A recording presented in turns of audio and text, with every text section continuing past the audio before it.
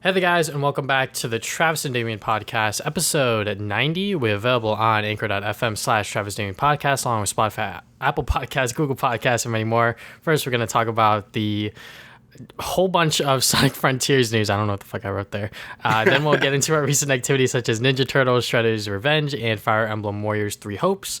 Then we're diving into our thoughts on the Obi-Wan Kenobi finale and Miss Marvel episodes 3 and 4. Afterwards, our quick dive into the news with Sucker Punch Productions and the Nintendo Direct.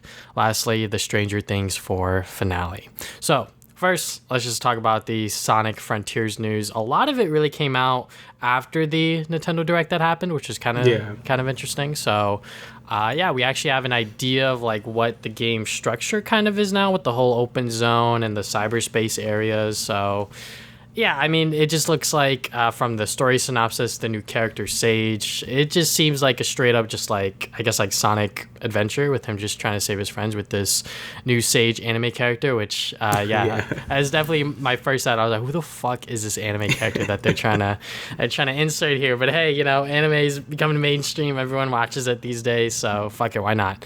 I'm a fan of her design. I'm not exactly a hater of it, but I'm not exactly a super, you know, like, oh my god, I fucking love her kind of thing, you know, because we don't really know much about this person. You know, all they describe her as is a mysterious girl that appears across the Starfall Islands. Yeah. So, yeah, I don't mind her design either. I mean, it's just kind of like jarring a little bit because she's just like this like just anime girl, I guess. Because you know the other human characters were either like way too hyper realistic, like they were in like '06 or in the adventure games, or like, you know, they're stylized just right, like in Unleashed.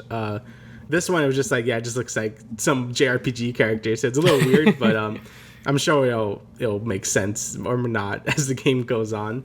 But yeah, like you said, a lot of this news happened after the Direct, and I think that was because there was like an embargo until Nintendo themselves showed like the first, I guess, glimpse of these what you call them, cyberspace areas. So we saw like a Green Hill Zone because of course we had to shoehorn Green Hill Zone some way, and this cool looking like highway like zone that had like a bunch of highways and stuff that looked pretty cool. And like you said, I think we're starting to get like the structure of the game now, where there's going to be multiple islands, and this is the first one you're in called like Kronos Island or something, which is, you know, just like the first hub area, I guess now. And I guess in each of these open zone areas, it connects to like a certain amount of these cyberspace levels. And once you do those levels, it looks like you get some sort of vault key, and those vault keys will open, I guess, that world's like Chaos Emerald. That's how I'm guessing the levels are gonna, or how the structure of the game is gonna go, which sounds good. You know, it's not as revolutionary as like something like, oh, Breath of the Wild is like a full open world. This looks like it's more like just a fancy hub area. Is basically what the open zone area is supposed to be. And that looks like where most of the gameplay is gonna be at, but this sort of structure into the different levels to get these keys to open the Chaos Emerald. That seems to be like the general structure of the game, and yeah, that seems about fair, right? That's pretty standard what other art platformers do. So. Yeah, I mean, it just seems very weird that the marketing for this game was first, all right, let's just show you just raw stuff of just like the open world, or like the open zone as they call it, and not really give the viewers or anyone else really much context as to what's going on. But now that we know officially about this cyberspace stuff with the Green Hill Zone and the city level that we've seen, it has people excited for the game now, including me. I mean, you know, the fact that the game's going to be longer than 4 hours is pretty good, for one thing. But then again, you know, us seeing everything else that the game has to offer, the mysterious new, I guess, girl creature with Sage and everything else that's been going on within this new world that Sonic is in, it's exciting. I'm going to give it up. I mean, I'm looking forward to this game before and after, you know, everything we've been shown, just because this is a new Sonic game that they're taking in a very clearly like different direction. So now that we have a better idea of what they're doing with the open zone and how the levels are going to work, apparently from the IGN Q&A, he said that the levels, like the, I guess like cyberspace levels with the city level in Green Hill, they were like 1 to 2 minutes long, which can be disappointing to some, but I think the main thing that people are going to be focused on within the game, or should I say the game itself is really focused on, is this open zone stuff. Yeah, I definitely think like 90% of the gameplay is going to be like the open zone stuff, while like the other like 10% is going to be the cyberspace levels, just because it's going to be shorter. I mean that's better than Forces, where that was literally the whole game. So can't really complain about that. And the levels already seem like a bit longer, because they said like 1 to 2 minutes, but Forces levels are like 30 seconds sometimes as like classic Sonic. I'm like, wow. I mean, I'm sorry, modern Sonic. So yeah, that seems to be a big step up. Again, it just depends on how varied the gameplay is. The IGN Q&A also went into some other things, like there's like the little Korok seeds you get, but they're not Koroks. So like some other weird thing. Right now, there's no confirmation of Chow just yet. Probably never. I would love to see Chow again, but it seems they're gonna be replaced with these little rock guys. So whatever. It'd be cool if we got some sort of like Chow Garden equivalent, because I feel like it would fit this game the most, just because it's already like an open world type deal. We got some more things on combat. I mean, it still looks fine. It just depends on how bullet spongy, I guess, enemies are. Like, I feel like the enemies have to die relatively quickly for it to be fun and just have a nice like sense of speed to it, because Sonic. He also mentioned something that we didn't really know before, where if you get a certain amount of rings, you get into like this weird blue aura, he said, and you go really, really fast. That we never heard of before. So that sounds pretty interesting, and seems to be an incentive to get lots of rings instead of just upgrading your speed, which is what the little Korok guys do for you. You can either upgrade your ring count or your speed. So that seems to be an incentive to actually like get more rings and stuff. Oh yeah, apparently just drop dash too. So this seems like to be a lot of ways to actually like he just dropped that randomly. Oh yeah, just drop dash. Oh okay. So yeah, hopefully the game just controls well, plays well. Because I'm starting to get the sense that I am gonna probably like this game, but it's probably gonna be in the same way I like Pokemon Arceus, right? Where that game, it was a nice breath of fresh air for the franchise, but it was also like still pretty rough. But I could still appreciate it, and I still really enjoyed myself with Arceus. And I'm hoping I could do the same with this game, where it's probably gonna be very rough when it comes out, but I'm hoping it's fun and provides a nice change of pace for Sonic, because he's always in a rut. But it'd be nice for him to get out, do something different. Even though it's still kind of modeled after the Boost formula gameplay, it looks like it's enough of a change to like be exciting enough. So yeah, I'm willing to, obviously I'm gonna play it, but I'm feeling a little more optimistic about the game now. So yeah, and the future of Sonic, and maybe they'll continue within this open zone formula if people really do like it. And the whole thing with all of the other stuff that I guess he just like told us was like the whole 400 ring count, and you can like increase your speed with the Korok little guys or whatever, like that just sounds exciting. That just sounds like that they really thought about like what are certain ways we can implement open world mechanics for a Sonic game, so you have the option of upgrading your speed or upgrading your rings, and when you get 400 rings, you do this like blue aura stuff. So that sounds like a lot of fun, and it can really incentivize players who are really good at just like keeping that ring count really, really high. And when you get hit, he said that it was a flat like 40 rings gone. Yeah. So like that's good to know, just because like within Sonic games, I think every single one's different with how many rings you'll lose. I think most of them back then, especially within the 3D games, you literally just lost all of them, and then only a certain amount. Yeah, it's like 20 come back. So the fact that we know that, hey, you only lose 40, but if you lose those 40, that'll decrease your, I guess, like blue aura status. So you get that choice, and then also with the skill tree, which we haven't seen yet, but I'm sure we will see before the game comes out, because fucking Sonic fans are crazy. So someone's gonna get an early copy or some shit. Something's gonna happen. So but yeah, I'm definitely looking forward to this. Obviously I'm fucking playing it just like you. It's no goddamn obligated. Secret. Also, I played every Sonic game, might as well. Yeah, exactly. But hopefully the game doesn't get delayed, but if it does, that is very, very understandable, especially because the Switch version obviously looks crusty, but that just comes with the territory of being on the Nintendo Switch. So it is cool. It's not a cloud version like I thought it was going to be. It does seem to be running at like native hardware, because it looks really crusty. So if you want to play it on there, go ahead. I probably wouldn't do that though, if I just get on like PS5 or something. Yeah, same here. All right, so yeah, I think that's about it. What I have to say about Sonic. Hopefully, there won't be any more news for a while, because I feel like we're talking about this. I felt like we didn't know anything until literally the end of this month. So well, here we are. Alrighty, so recent activities. You want to go first? Or you want me to go first? I guess we could start together with the Ninja TMNT. Turtles. Yeah. So I haven't finished it yet, but I have like a pretty good idea of like how much I like the game. Yeah, it's it's pretty fucking good. Obviously, I wish that it was longer than like 2 hours, but I know that there's a lot of time and effort that takes into just like making a game like this, especially as smooth and as well made that it is, especially from like a small like indie developer. So I played as Leonardo, and you played as Splinter, but also you played it on your PS5. Yeah, I played as Leonardo as well. Okay. And I also played Mikey. I did 3 runs. So, oh, okay. Yeah. So, I'll definitely do more runs before I do like my video review about it. But it's a pretty standard, straightforward beat 'em up. There's a lot of other mechanics that they introduced to make it, I guess, like co-op friendly. So, you can like share health between each other. Yeah. There's actually a pizza box that heals everybody. But yeah, I mean, I'm sure you have more to say than I do because it's been a week since I played it. But yeah, so I played it first as just Leonardo. Got my PS5 because I want trophies because I'm a nerd. Also, I'm like, I'll buy it twice. Right? It was like $20, and I felt like, you know what, they put a lot of work into it. I don't mind. And yeah, the game is great. I think the length is, I honestly think it's like longer than I thought it was gonna be. It was like, it's like 2 hours, right? Like 2 hours and some minutes. Yeah. And obviously the game wants you to replay it as a different characters, or play with friends, or play on hard mode and stuff. So it kind of sensitizes you to play it a little bit more. Most beat 'em ups are kind of this length as well. Like Scott Pilgrim, I think, was a bit shorter than this. So yeah, usually to try like keep it like not too long, because these games do get pretty repetitive if you keep it up for that long. Yeah. But that's just some other ones put some variety in there. But this one, sometimes you're like in like a jet board and you're doing some jet board type stuff, and it moves really fast and you have to dodge stuff. But that's about it. To kind of keep it pretty simple to just beating people up.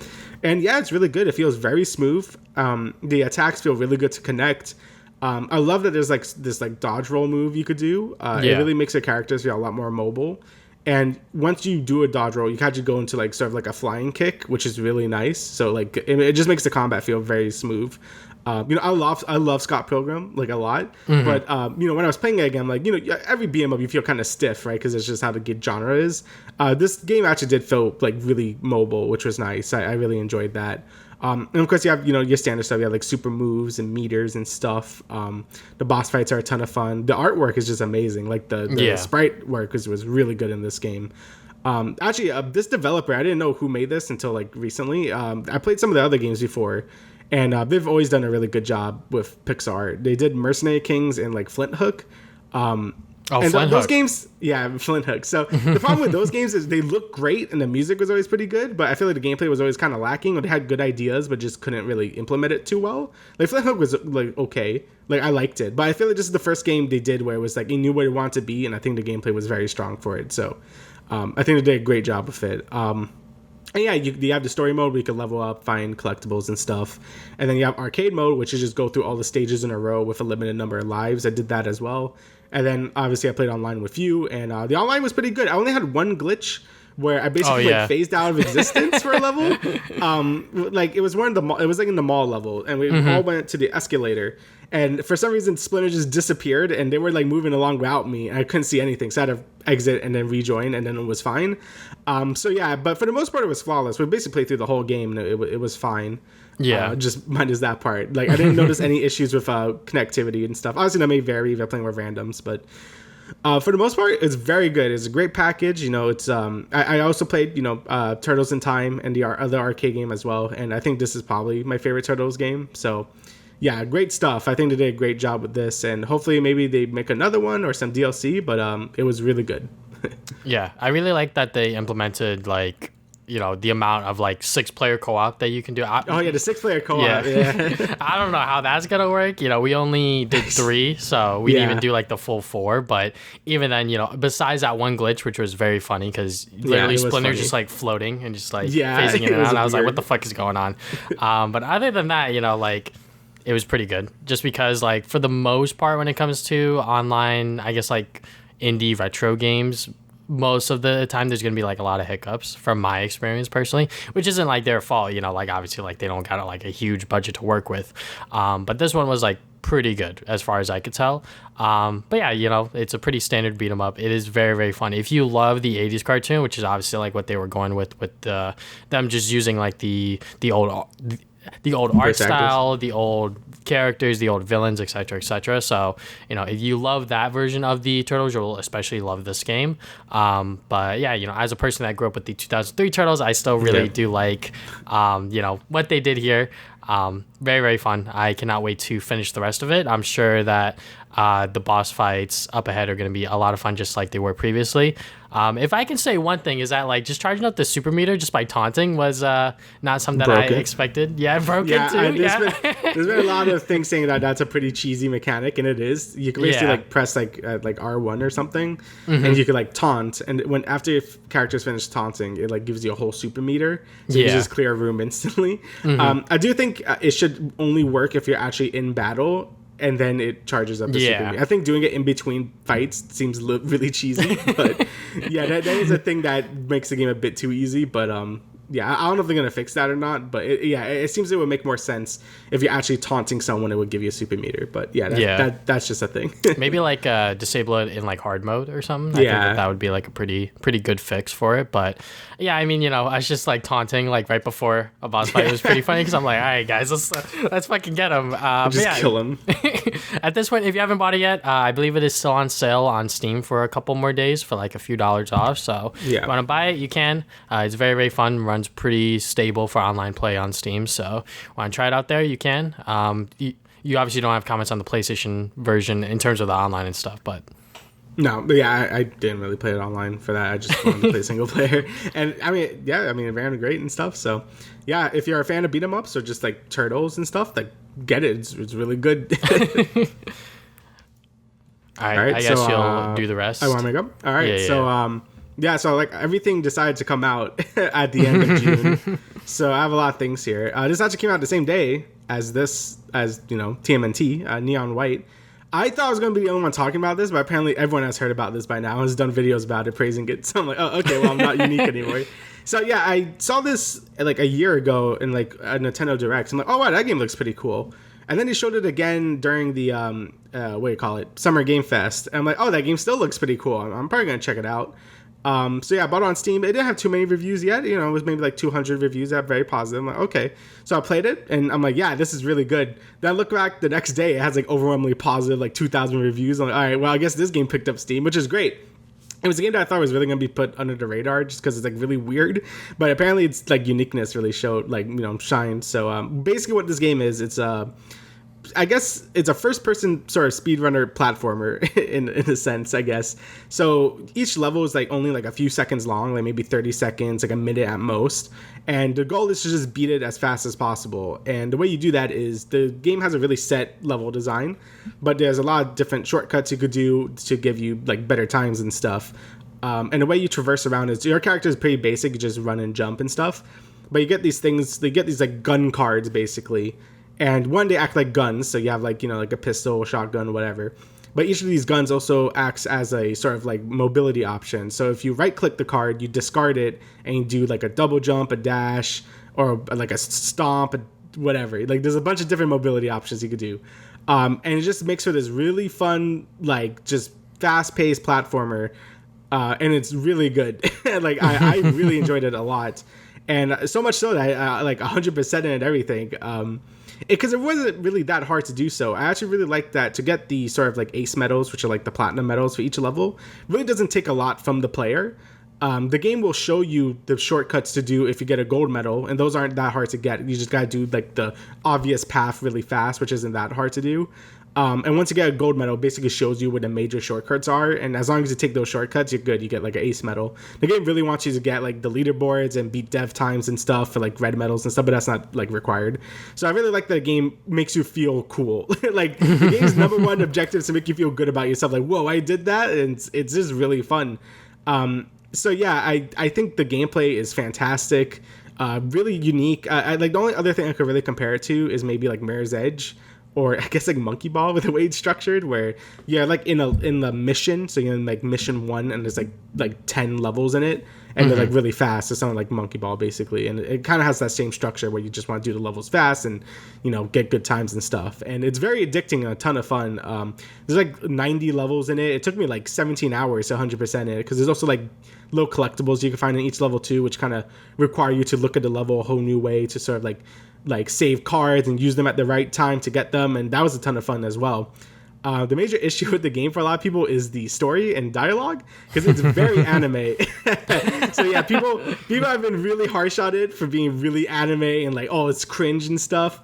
I'll say the first bit of it is very front loaded with all the anime like tropes you could think of, like, you know, all the horniness and like everything about it.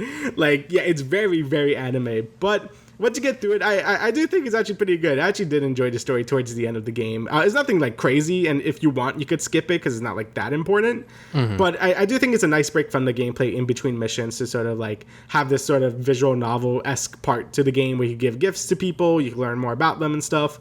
You know, very Persona in that sort of sense. And yeah, I thought it was just a nice break from the gameplay, and I enjoyed it for the most part. But I know that's not the biggest strength for the game, and that's the thing people clowning the game about the most.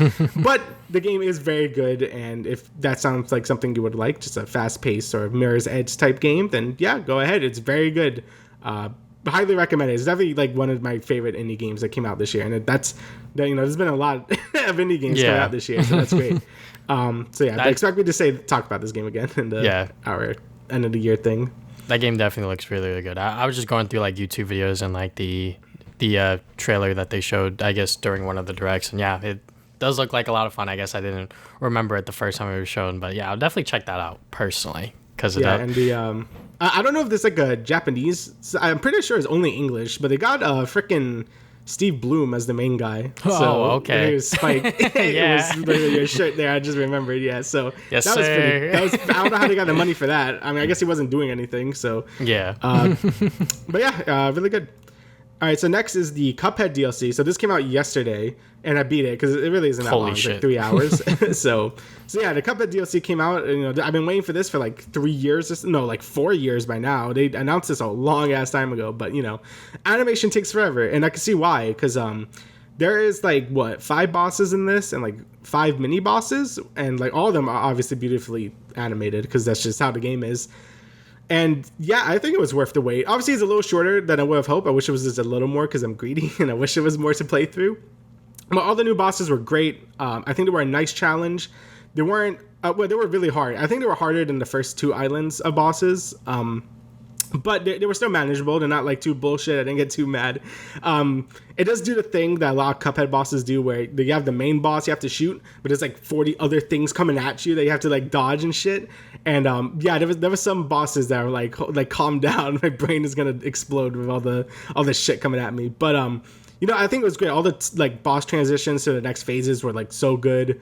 The music was great. It's basically just more Cuphead. Like that's about the best I could say about it, you know, and that's obviously all it needed to be was just more Cuphead. It adds some more replayability for the base game as well. You get the new character, Miss Chalice. She could double jump.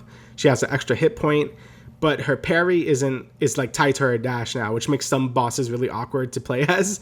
I think she fits for a lot of new bosses because it felt like they were like designed around that. But some of the older bosses, like she's not like this overpowered like easy mode character. I think she has that drawback of her is enough to make her like, you know, situational, which is good. You know, it'd be kind of weird to just give you like here's funky mode, right? Like the kings are easier, you know. So I think she's a great addition to the game.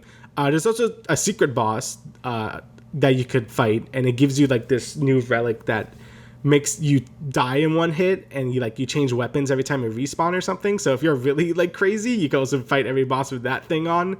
I won't, but you can if you want. So yeah, I think there's enough replayability to add to the older levels plus the new content. I think it was just really good. It was a good send off to Cuphead. I don't know if they're going to do more Cuphead or move on with a new IP. But I'm totally happy with this. You know, Cuphead was one of my favorite indie games during like 2017 when it came out, and you know, it still is. It's just a very fun game, really hard. But if you're into that sort of thing, like sort of boss rushes and just want to look out the beautiful art, definitely play it. It's a very good game. It was only like $9 the DLC, and I think that was worth it. So yeah, definitely worth the wait. I really enjoyed it. I do wish it was a little longer, but that's just me. It was really good though. I love Cuphead. Alrighty, so next I got the Overwatch 2 beta 2. So this one has the Junker Queen in it, which is the new tank hero, and some smaller changes. It wasn't as big as the first beta, but you know, had more stuff in it, obviously. But this one, I think I added also a new map, which I played once because, you know, it just, you kind of got to just wait for it to come up, I guess. And the new map, Brazil, it was like Lucio's like place. Yeah, Brazil or something. It was okay. I couldn't get past the first point, so we lost because there's this. The first point is like this big middle part, and then it goes into a payload part. So there's this big middle part, and then there's like this sort of sniper thing here, and they just picked a bunch of sniper classes and I just got fucked.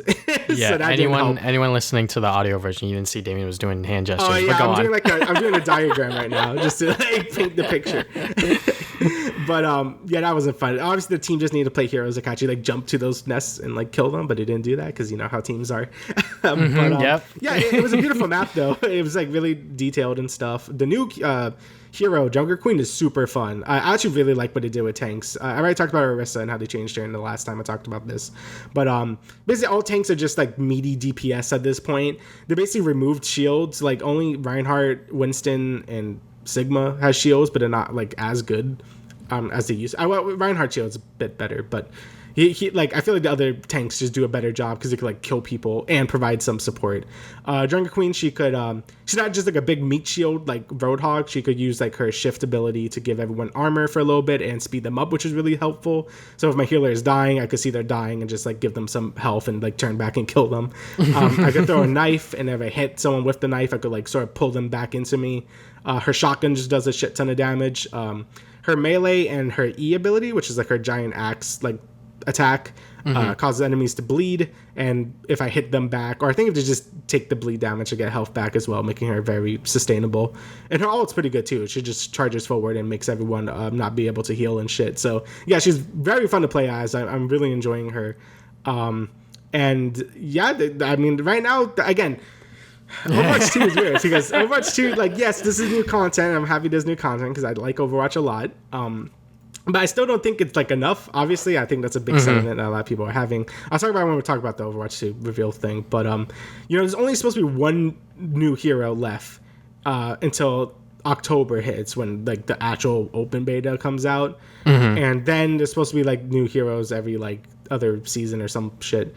I just feel like for how long the game has been inactive for, I really expected at least 5 new heroes or something. I feel like only getting 3 new heroes is really lame. We probably could have done with this new support that's coming out, because right now it's a new support because support hasn't been gained anything for a while. And I think having at least another support and maybe another tank along with the new DPS would have been fine. But yeah, I just feel like it's still not enough content. We still don't really know anything about the PvE either besides it exists, and it looks like it's getting scaled back from what they wanted it to be. So yeah, it's been a lot of uncertainties. All I know is it is fun. I actually like a lot of new changes. The game feels a lot more frantic. There's a lot more shooting. I love playing tank. I mean, I like playing tank to begin with, but playing tank now is just really fun because I'm just a DPS to begin with. So yeah, the new changes honestly are pretty good. I love the scoreboard that you can actually see how people are doing now, so you don't just be, oh, I got gold damage when I'm doing more damage as a tank than they are. Yeah. That's nice to look at statistics now. So yeah, I think a lot of changes are really good. But obviously, I think it just needs more. And probably all the things that were happening at Blizzard really, that's a whole thing. I talked about all that. But yeah, that's probably what's been causing the amount of content that we should be having at this point. But I digress. I'll talk about it more if, I feel like it. I mean, I'm going to be playing more of it, so I'll probably have more thoughts about it. But I might play it when it goes open, so. Yeah, it's October. I'm sure we all play it. I mean, it's only 5 people now, so okay. I'm sure they sit out. But so anyway, Fire Emblem 3 Hopes came out. Fire Emblem Warriors. It is the sequel to Fire Emblem Warriors that came out 2017 at this point. Yeah, and yeah, I think it's old now. It's weird that the Switch is 5 years old at this point. But yeah, Fire Emblem Warriors 3 Hopes is really, really good. I think the recent Warrior games have been fantastic. I think the first few Warriors games were fine as anniversary games, and they were great for what they were because it was a novel concept. Hyrule Warriors 1 was crazy because you have all these different Zelda characters from different games coming and beating the shit out of everything. I think Fire Emblem Warriors 1 kind of fell short because it wasn't as much fan service. You had Awakening and Fate's characters, and then some older Fire Emblem characters, but that was about it, and people were pretty peeved about that. But I think Fire Emblem Warriors 1 was better mechanically than Hyrule Warriors, just because you were able to command your units. The game just felt better to play. There's more customizability you could do. I think mechanically it was better, but it lacked all that fan service and stuff. But with all these new recent Warrior games, I feel like they've really tried their best to make them feel like the source game. So Persona 5 Strikers is probably my favorite because, I'm a Persona fan first off. But also I felt like they did a great job sort of modeling it to be a Persona game first, and then just taking the gameplay of a Warriors game and put it on there. So I felt like a great action RPG, which was great. I think they did a great job with that game. Age of Calamity did a great job, I think, like incorporating a lot of the Breath of the Wild mechanics to the game.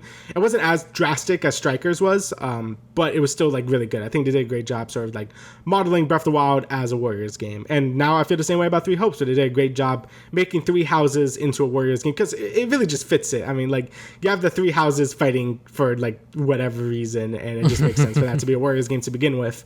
And the game goes hard into the actual war aspect of the game, instead of like the school stuff, because Three Houses was split from school and then the war stuff in the later half of the game. This one basically is like the prologue is the school stuff, and then the whole rest of the game is war stuff, which makes sense for the type of game it is, So I think it's a good job they went for that. And the story has been honestly like really good so far. Like for me, I picked Golden Deers because I was Golden Deers in Three Houses, and I think the character developments we're getting in this game are, it's like this weird sort of alternate, I guess, reality from wherever Three Houses was set in. So it's like what else would happen if this like sort of other things happened. And I think the things they're doing with my house leader Claude is really cool, like things that they didn't really question in Three Houses that they are in this game, and I think it was really good. The game still has all the support conversations, all the Fire Emblem things you come to love or hate over the years, and it really does do a good job bringing that into a Warriors game. That was in the first Fire Emblem Warriors, but it was really like not as good as this one. Like this one, it's all voice acted. It's just like how Three Houses was. I think they did a great job on that front. Your units feel a lot more customizable. You can make them into whatever you want, and you can make them into like a fighter or mage, whatever. Like even if they don't want to be, you can just do whatever. And the gameplay, again, it basically just took what Fire Emblem Warriors did and just made that better. You have your combat arts and your magic from Three Houses, which brought that into, just Fire Emblem in general, and that brought it into the Warriors games, and I think they did a great job with that. The game runs a lot better than Age of Calamity, probably because it looks worse. Like, just because, because Age of Calamity did look really good, but like the frame rate suffered like harshly. This game runs a lot better than that game, just because it looks a little worse, but like I think I would rather have the performance at that point. So yeah, the game runs a lot better. And the gameplay is just Warriors. Like, I don't know what you want me to say. At this point, if you play the Warriors game, you play the Warriors game. But I feel like they've been doing a good job sort of making them different enough to like care about them with, Persona, Age of Calamity, and now this game being like sort of like a different take on the Three Houses story.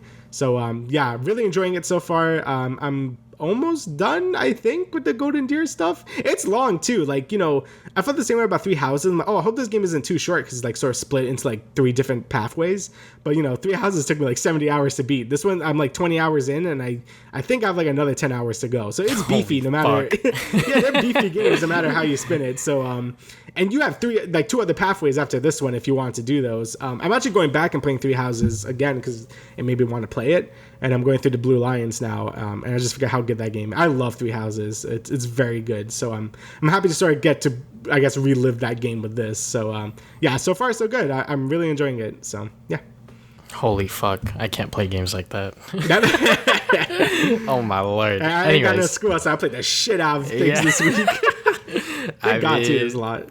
Yeah, I gotta stop working. Anyways, so anime stuff, manga update. I'm gonna go through the manga real quick. So I read Rent a Girlfriend volumes 12 and 11. Did you get to the part? What part? No, not yet. They haven't printed that yet, as far as I know. Okay. But yeah, I mean, it's still fun. I'm enjoying it. Obviously, like, because I know what's gonna happen, I'm like, all right, when's he gonna fucking ruin all of his character development? When's he gonna do it? But yeah, I'm still enjoying it. There's nonsense shit going on. You'll see more of that with Rent a Girlfriend starting today, actually, season 2.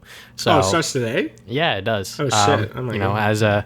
As a fan of these fucking manga, don't mind me. But yeah, God. Still gonna keep reading it. Don't care how trashy it gets because I already knew what the fuck I was getting into. My Hero Volume 30. Every single time I read My Hero, I'm like, wow, My Hero's like kind of good. Or like, there's like moments of it where I'm like, wow, like I really liked what they did there, kind of thing. So obviously I can't really talk about it because of spoilers.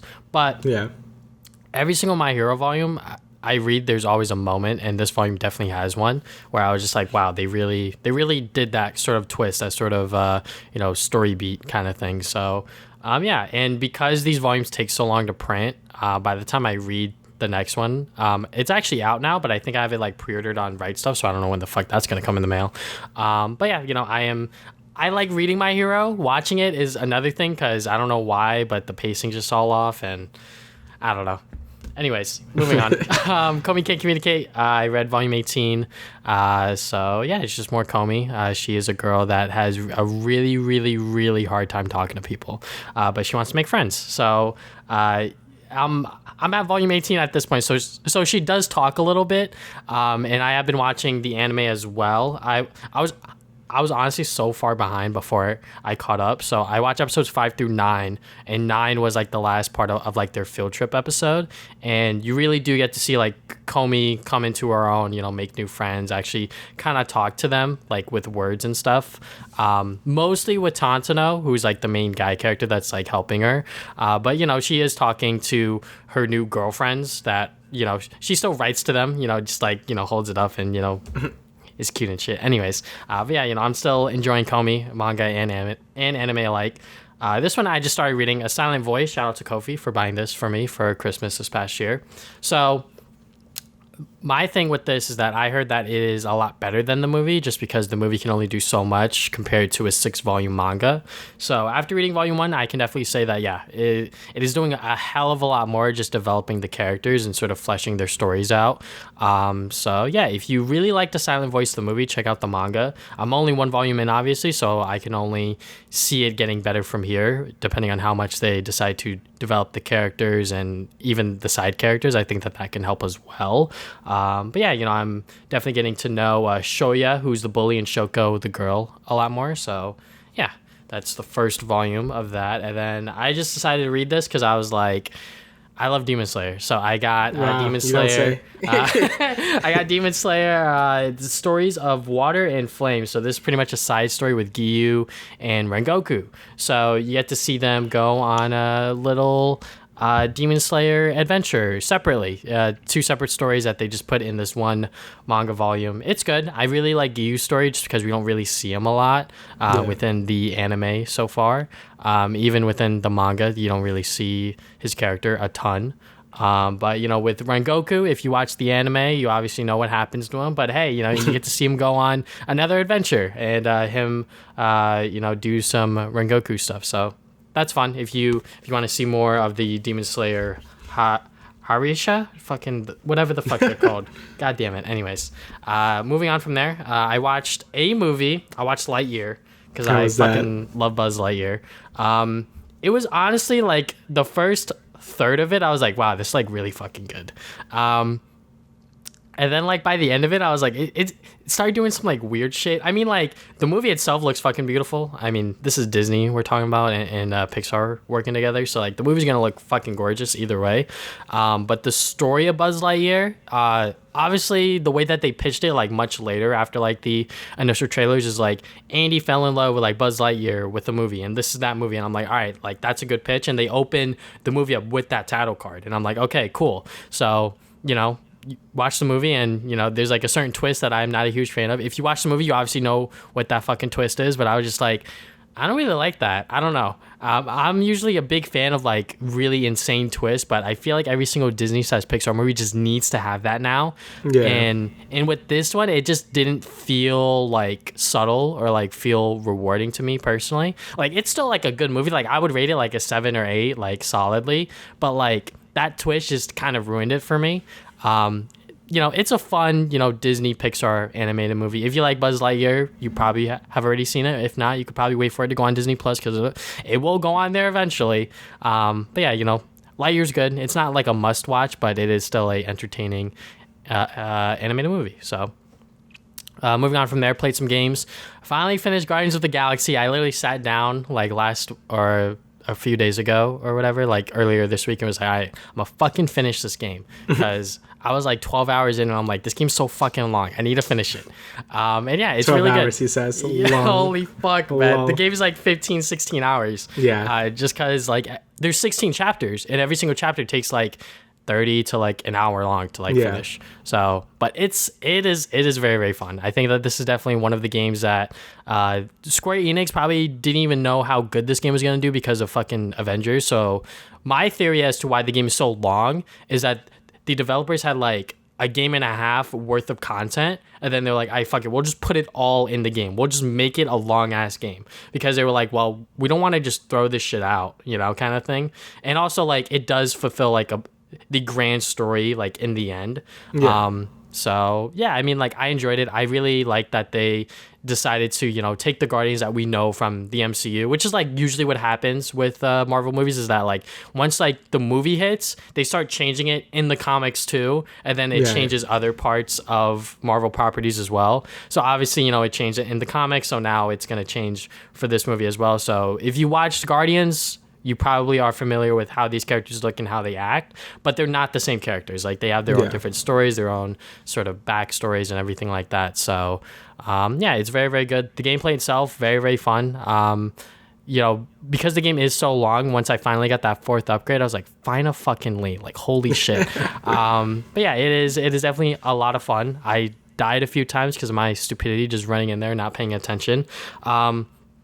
My one thing, I guess this could be a nitpick, but when you do like the, I guess, like rally thing with like all of the Guardians, when you have to like do that fucking quick dialogue, I'm like, I fucking get it at this point. Let's just fucking get it over with, kind of thing. That was a common complaint, like I just wish that there was just like a faster way to do it. Like maybe when you're like in combat, like you could just like say like one of the choices.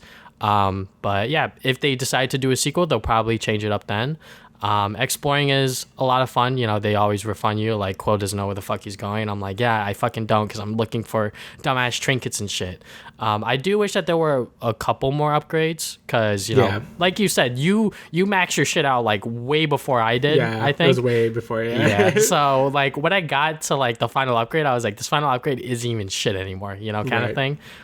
So I do feel like that there should have been a couple more upgrades. But overall, yeah, it is a very, very good game. If you haven't played it yet, it is pretty much like free and available on like Game Pass, PlayStation Plus, all of that shit. So it's pretty accessible for you to play, and it's relatively cheap as well. So there's that. Valorant came out with a new map, Pearl. I haven't played it since it came out, but I did like a full day of just like grinding that map, just like see how it is.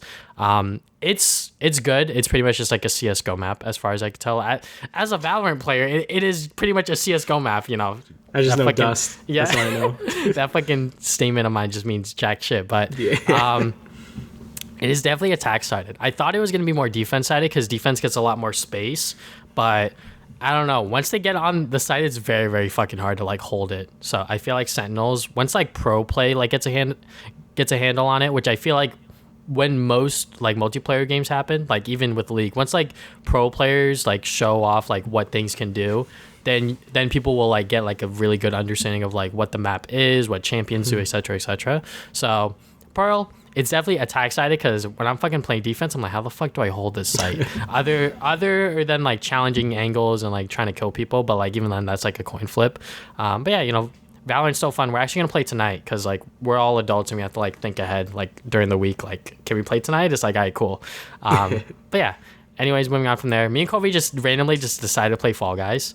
I mean, the new like thing came out, like new season, right? It's like season 1 again. Because it's like free to play. So I was like, okay, well, let's see how this is. Well, now because it's on Epic, we can see nameplates with like the PC version, because like before it was just like a bunch of numbers, because we can't have our fun. But even then, why the fuck would you have nameplates on? Because it just clutters up the screen. But anyways, it's a lot harder. Like, okay, Kobe got a few dubs. I'll give it up. But me personally, I was like, man, what the fuck happened? So like, do you know the memorizing game with the fruit? Bro, there's a fucking spinny thing now.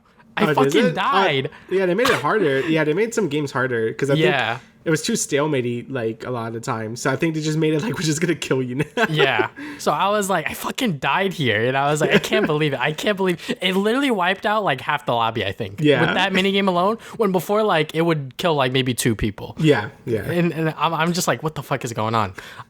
But yeah, Fall Guys is still fun. The fact that they made like so many different games over the years, now that they just mesh it all together, is a lot of fun. And now it's like different, like I I guess like queues. So you could do like solo, duo, and then I guess like group or whatever the fuck. So like me and Kofi did solo. So like there was like no like team games. So it was literally just based on like your own like platforming skill. So I really like that because, you know, when you get into like, you know, some like team games, it's like, all right, shit, there goes half the lobby because this motherfucker is like picking his nose or whatever. So basically, yeah. Yeah, I really do like this new Fall Guys update, what they're doing with the game now that it is free to play. There is a leak with the new Sonic stuff, so you know me, I'm going to be grinding that shit. Last but not least, I've been playing some Fortnite just because new season happened like a while ago, but me and my girlfriend just decided to play it again. There's like this Darth Vader thing that you can find on the map. Yeah, that shit was crazy because like we just kept dropping and I'm just like, we're fucking dying over and over again. Like this shit is getting like a little frustrating because when you land, you can open up one of the chests and then you get the blaster, which has like unlimited ammo. It's like a gold weapon, but because everyone's going to the fucking spot, we just die to like other people, and I'm just like, this shit sucks. But even then, just Hunger Games. Yeah, literally. But even then, like when you get the lightsaber and like the blaster, it's not even like as good as like the normal guns, because like the blaster can't shoot that far. You're literally shooting like a fucking stormtrooper if you're trying to get someone from like really far. And like obviously the lightsaber is only good like really close. But yeah, you know, Fortnite's fun. Still like playing it. Duo, squads, whatever. Squads is definitely funnier just because you just get like random people that like troll or like just don't know what they're doing. But anyways, we'll move on from there. We're going to talk about Obi-Wan. So mainly we're just going to talk about the finale because that's the one thing we haven't talked about yet. Yeah. And just like the series as a whole. So Damian, what did you think about the last episode? Yeah, I thought it was pretty good. I mean, it ended how I thought it would like end, I guess. Like, you know, we got like that last fight with Obi-Wan and Darth Vader, which is basically what everyone wants to see to begin with. And I thought it was a good fight, you know. Obviously it's not as intense as it was in, you know, episode 3. But, you know, I think it was better than like the New Hope fight where like they kind of just swung the little sticks at each other. So yeah, I thought this was a great fight between Obi-Wan and Darth Vader. You know, I think it had a lot of cool Force stuff and lightsaber duels. It's about what you could ask for, right? You know, like the whole side thing with Reva and stuff is just like whatever. Like, you know, she kind of like learned that like, oh, I can't kill the kid because, you know, that would be like I'm not Obi-Wan, like freaking Anakin, and I don't want to do that. So yeah, it kind of ended like how you thought it would end. Like she's gonna be a good guy and stuff. She didn't have to go kidnapping like Luke or so yeah, that was a whole thing. But yeah, it basically ended how I thought it would end. You know, everything's back to normal. Again, with these prequel things, you know, like some characters, like, you know, Luke isn't gonna die. I mean, like he's fine. So like, yeah, we knew that wasn't gonna happen. And yeah, basically it was just it was alright. I think as a whole, the series felt like it was okay. Like I liked some episodes, and you know, I thought some episodes were kind of just whatever. Like the last two I thought were pretty good, and episode 3 was pretty good. Episode 1, you know, I know you didn't like it at all, the first episode, but again, it was connected. So yeah, like the first 2 were like fine. I thought it was okay, and then that one other episode when they were like sort of sneaking around in the Imperial on the Inquisitor base was also that like felt a little pointless. Episode 4, right? Yeah, that was episode 4. Yeah. So again, it was like half the episodes I like really enjoyed, and the other half were just whatever. Yeah. So in the end, it's kind of just a mixed bag for me. I think overall, I'm entertained enough that I liked it, but overall, it's probably like a 6 or 7. I think that's fair. So yeah, I think the thing that really bothers me about this show is that like, it's a fucking Obi-Wan show, so like everyone wants to see Obi-Wan and like Anakin and like them do shit and like sort of have Obi-Wan just like figure his shit out, and you know have all of that stuff, because like the highlights of this show 100% are when you see Hayden Christensen and Ewan McGregor on screen. Like that is without a doubt like the best stuff. So like, you know, when we're doing like this Leia chase scene and like, you know, oh my God, Luke's in danger. It's like, all right, guys, like, come on, you know? So when we see articles and, you know, sort of see news outlets, you know, cover sort of, I guess, key people that were involved with the show to be like, yeah, like originally we wanted this Obi-Wan show to be like 3 movies, like a trilogy. But because of Solo, it failed. So like they reworked it, and I was like, why not just do the movie like you intended it? Because obviously the shows, you know, you get 6 episodes, which is a lot longer than maybe what 3 movies would have offered, or maybe just as long. But even then, like what we got was like a lot of filler and like not so great sort of stuff happening. Like obviously like there were like really cool moments, like, you know, obviously with the fight scenes, and when fucking Vader first shows up at that town and just starts murking people, I'm like, yep, that's fucking dope. And you know, the finale itself, really, really good. I think that is definitely one of the better episodes, if not the best episode for some people, just because it does feel very neatly wrapped the way that they ended everything. It sucks that Reva's character was just like really, really bad in terms of like how they handled it. You know, it's definitely predictable for some people, especially when like they did the posters and it's like her eye had Vader and like people started pointing that out, and I was like, oh my fucking god, no. No, not again, not this I'm a good guy but bad guy type shit, you know. And then it just doesn't stick the landing, unfortunately. You know, her chasing Luke, I was like, all right, well, how is Luke gonna get out of this one? The kid's unconscious. Oh, she sees herself. Okay. All right, whatever.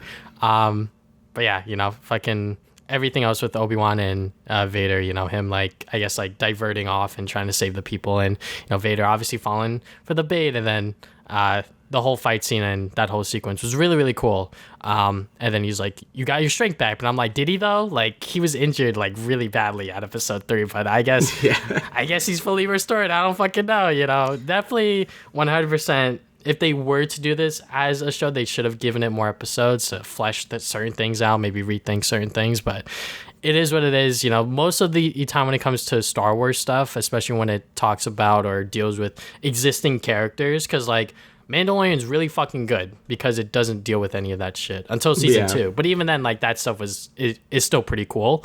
But the reason why people love Mandalorian so much is because it's such a breath of fresh air for Star Wars, and which is why a lot of people are anticipating Taika Waititi, because the way he's talking about his Star Wars movie is like, this is going to be new. It's not going to, you know, deal with any of the Skywalker shit. And I'm like, that sounds like it's going to be a really dope movie.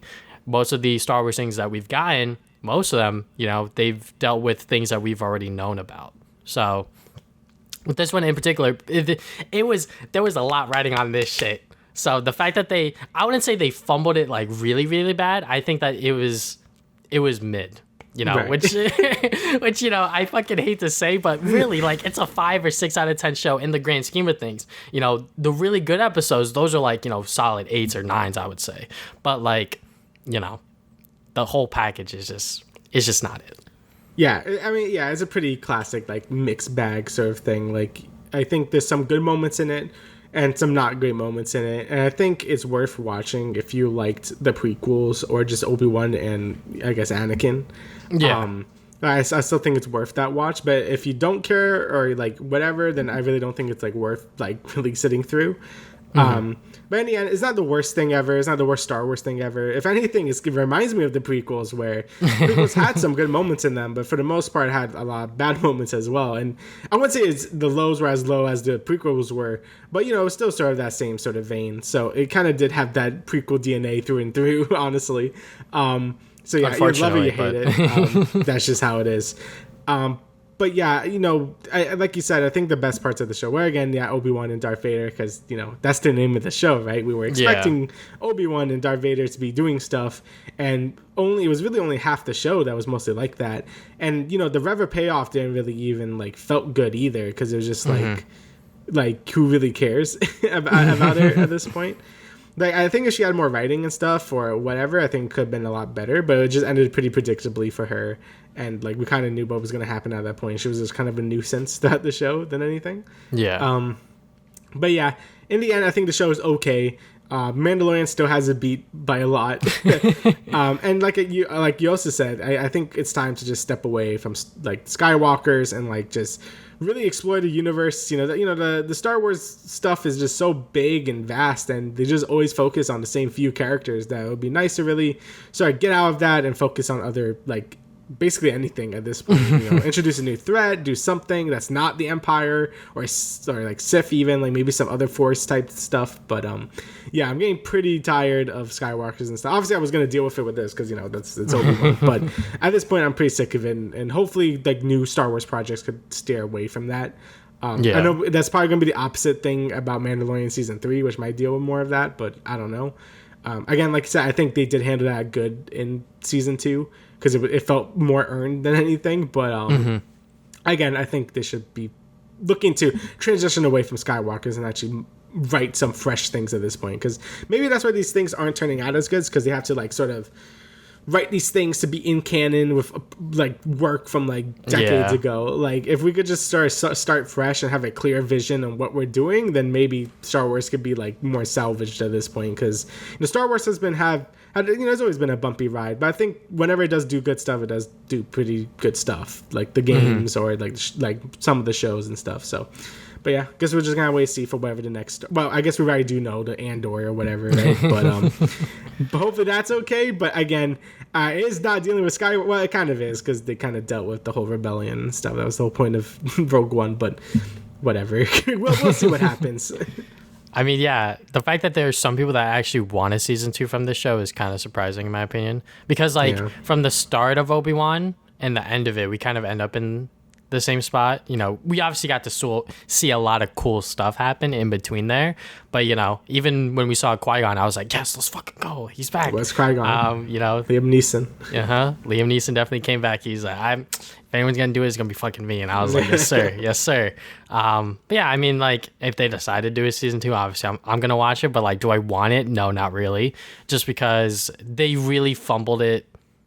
I know I said they didn't really fumble it, but they kind of fumbled it, because there was a lot of expectations and really, really high expectations riding on this show, just because you're bringing back all of these key actors from the prequels to do it. And then it's like, it comes out like this, and I'm like, could have been better, guys, come on, kind of thing. But even then, take it for what you will. Even then, for what it is, it's like, it's very sloppy. It's very sloppy and doesn't feel super cohesive as like a Star Wars thing. But even then, Star Wars is just about galaxy adventures and shit, so who the fuck am I talking about? Yeah, like at this point we just gotta like just move on and like maybe accept that it wasn't very good or whatever. Or if they do a season 2, or I heard they want to do a Darth Vader show, then I'll watch it, I guess. But hopefully it's better and actually focuses on the character, because I know that was an issue with Boba Fett as well, where it felt like it was barely his show to begin with. Oh yeah. So yeah, that seems to be an issue to keep doing. They were like, shit, this is bad. I bring in Mando. Fuck it. Yeah, can't wait for like the Ahsoka show, where it like basically focuses on like some random clone trooper or something. I don't know.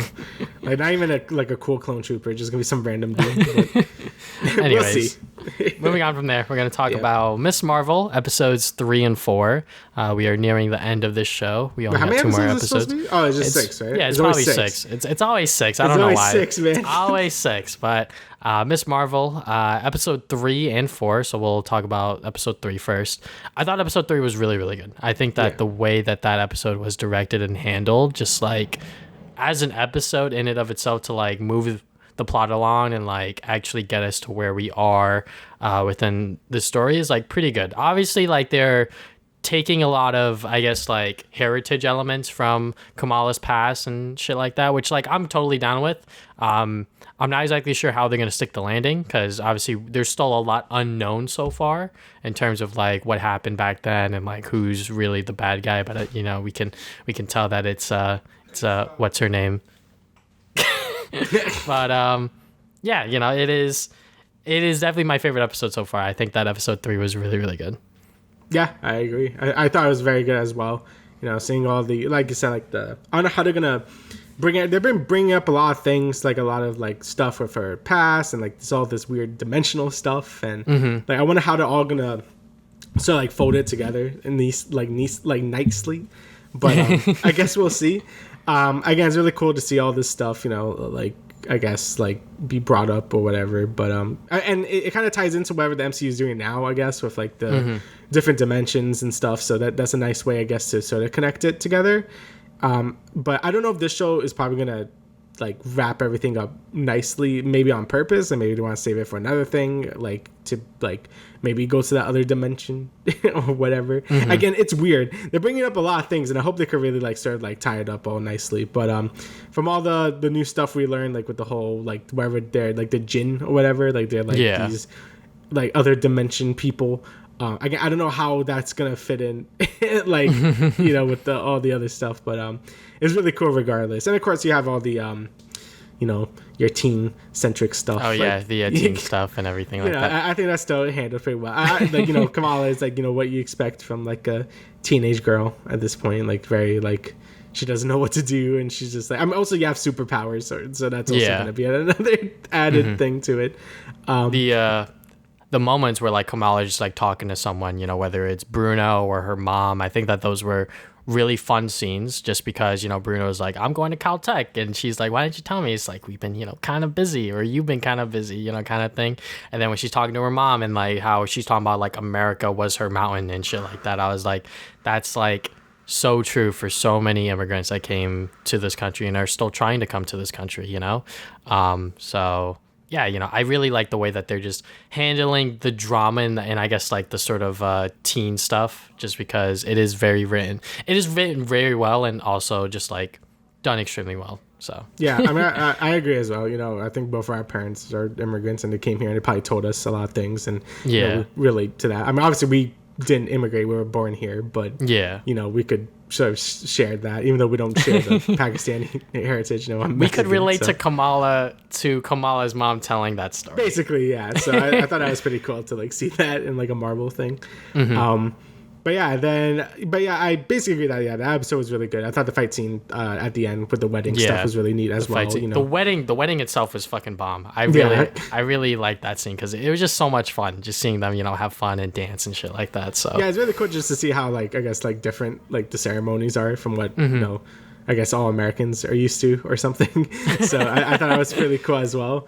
And again, the fight scene afterward was really cool as well. Like all these like guys have like weird like belt whip and like other weird shit. Yeah, different like really weapons. Weird weapons and stuff. So, and it's really cool to see her use her powers more. Obviously, she doesn't know what she's doing still, but like it's still really cool to see all that.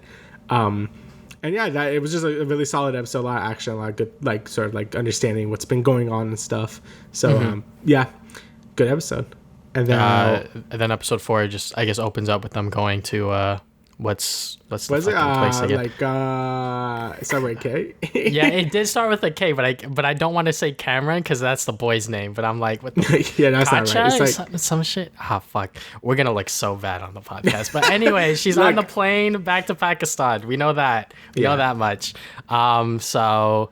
Yeah, I thought that was kind of weird that they just didn't explain why she's going back there, despite her being in like big ass trouble with her parents. Like, where the fuck were you? Those people you were hanging out with got arrested. Or her mom basically just said like, oh, like my mom is really old, so we don't know if she's gonna like die at any moment, so we might as well just be there just in case. That's what she said in the plane ride. But yeah, it was also like, okay, I guess we're just going like screw school. I guess like I feel like it'd be like a little more like thinking like, all right, hold up a second, so they just kind of went. But just to keep the plot moving, they just went and stuff anyway.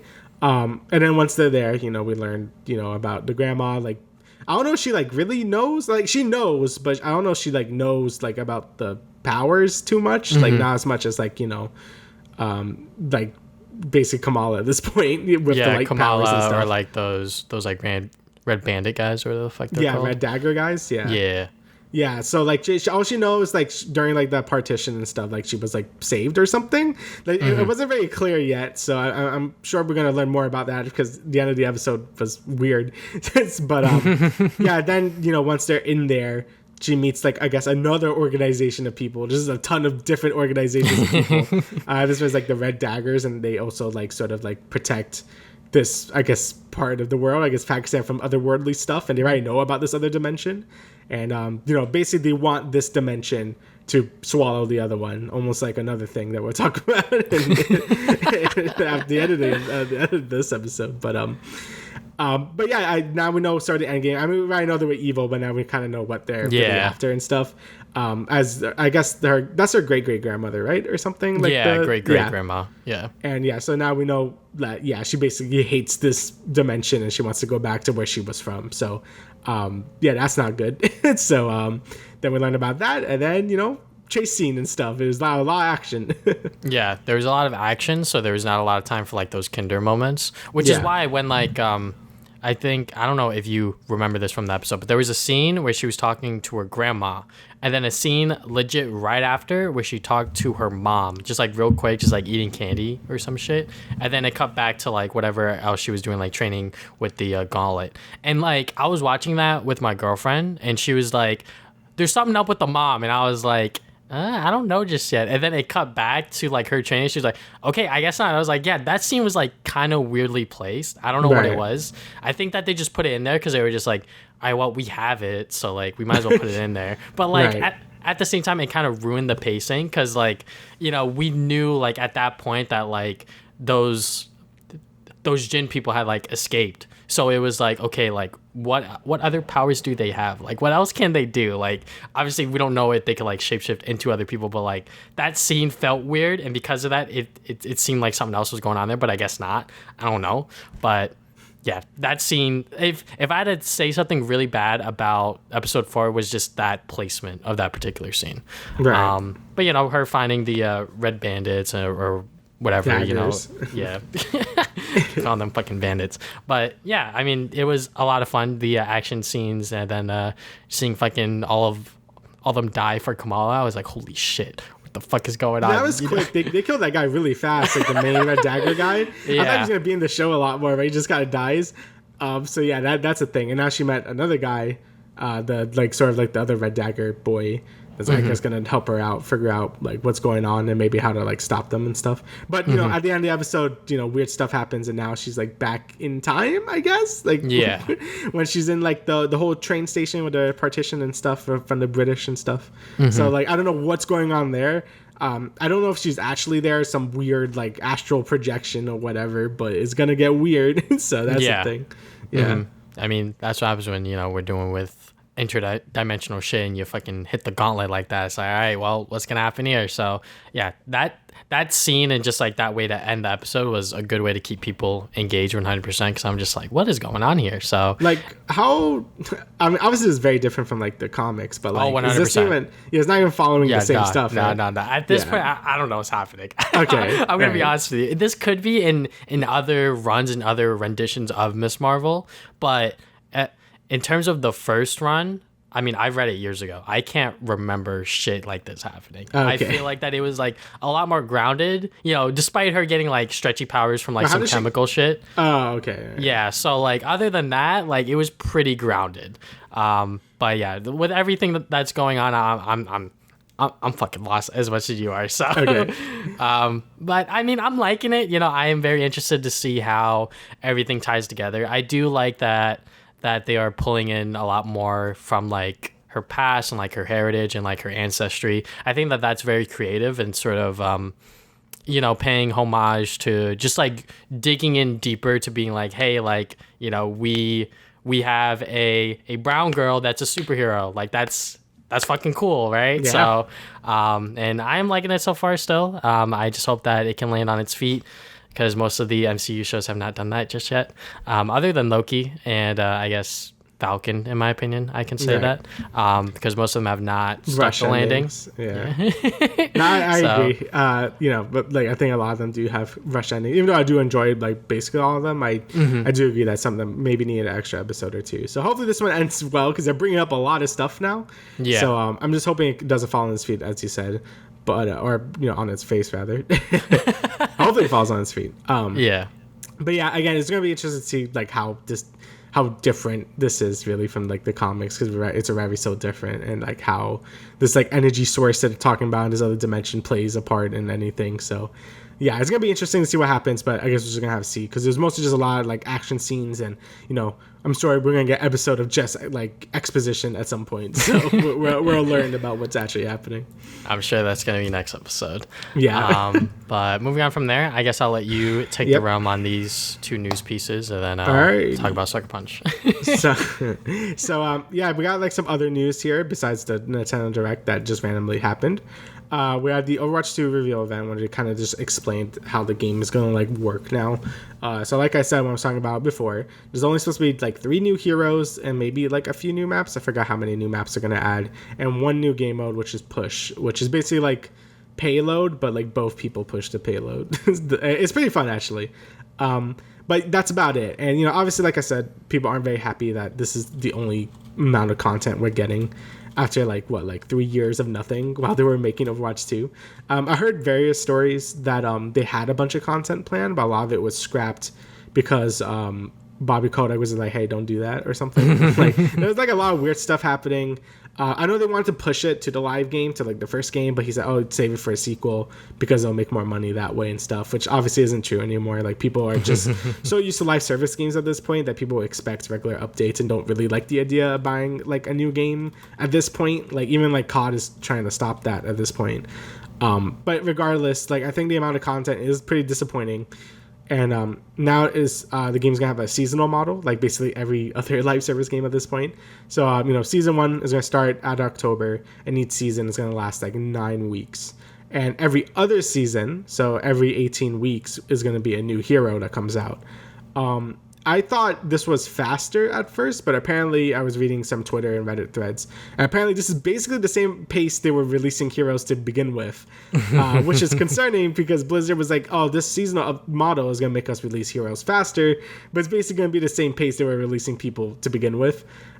So yeah, that's not really great. And besides that, obviously they'll add new modes and stuff. Well, not new modes, new maps, I mean.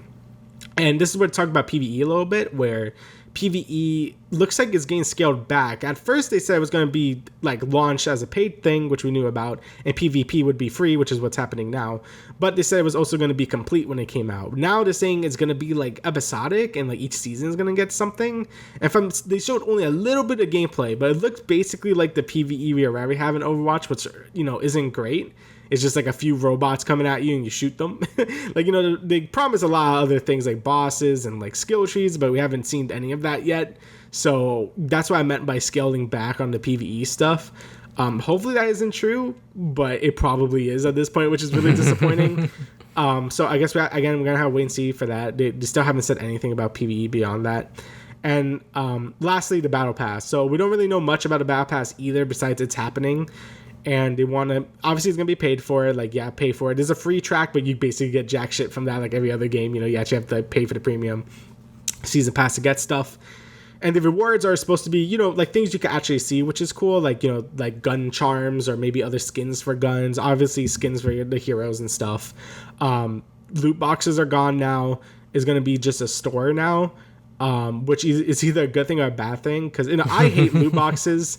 But there were good ways to earn them in Overwatch 1 by just playing the game. Now people are afraid that in-game currency is basically going to be worthless and you're going to have to buy skins now. And it's probably going to have the same store every other online game has, where it has a rotating stuff where it's oh, buy it now or else it won't come back for a month or two. So it's probably going to do that same thing. And it also teased mythic skins, which just sounds like League of Legends legendary skins, which are probably going to be $30 or something. So, a lot of people are concerned about the monetization because it's free to play, and the battle pass because FOMO and stuff. But I feel like they do this season pass right and it's not too obnoxious. I think it's fine. I really have nothing against battle passes as long as they're fun to do and I don't feel too pressured to finish it every week.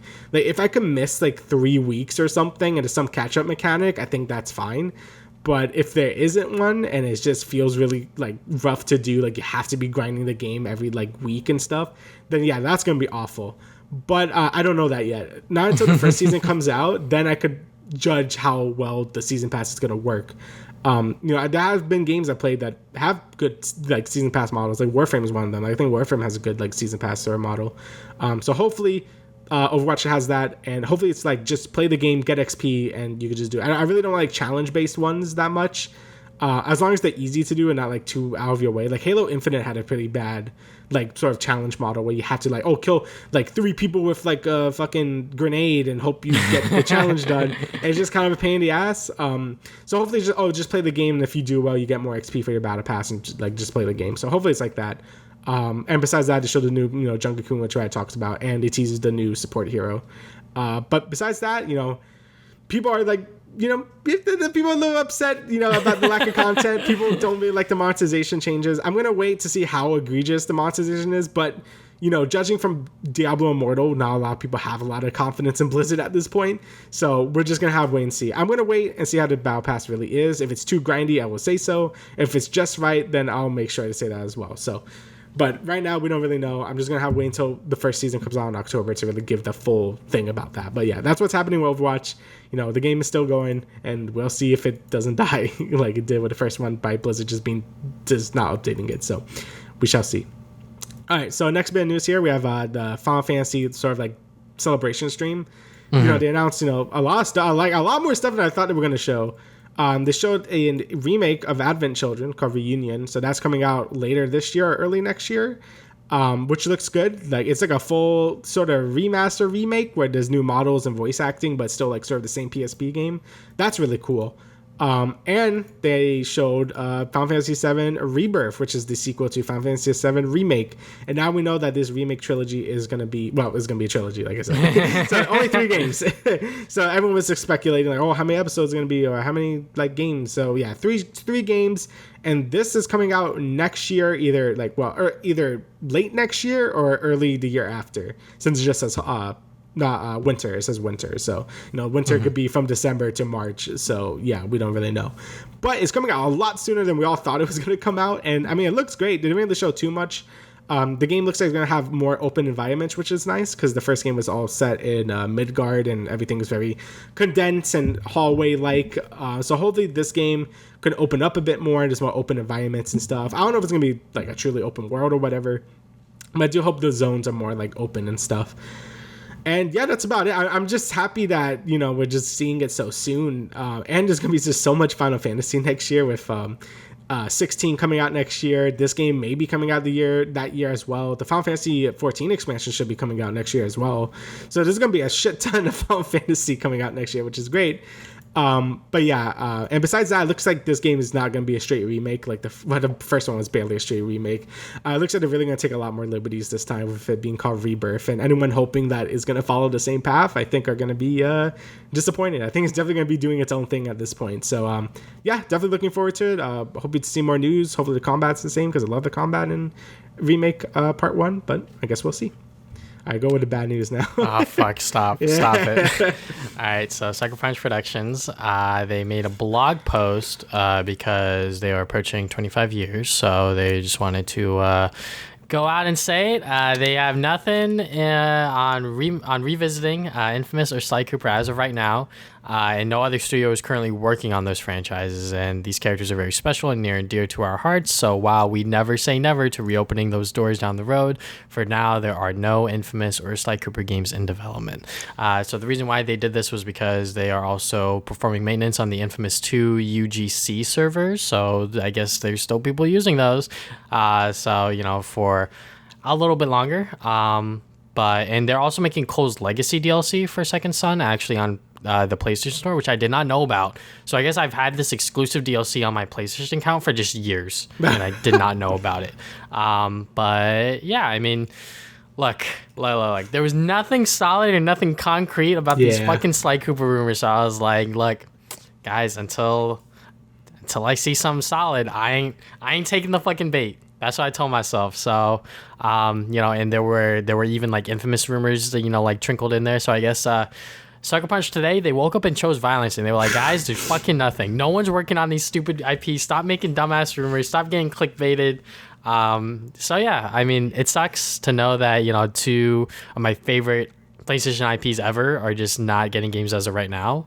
But hey, who knows? Maybe later down the road. I mean, it makes sense that, you know, Sucker Punch aren't working on anything right now. I think after Ghost of Tsushima and them doing that DLC and then pointing it over to PS5 even as well, they probably want a little break and a little bit more time to brainstorm what they're going to do.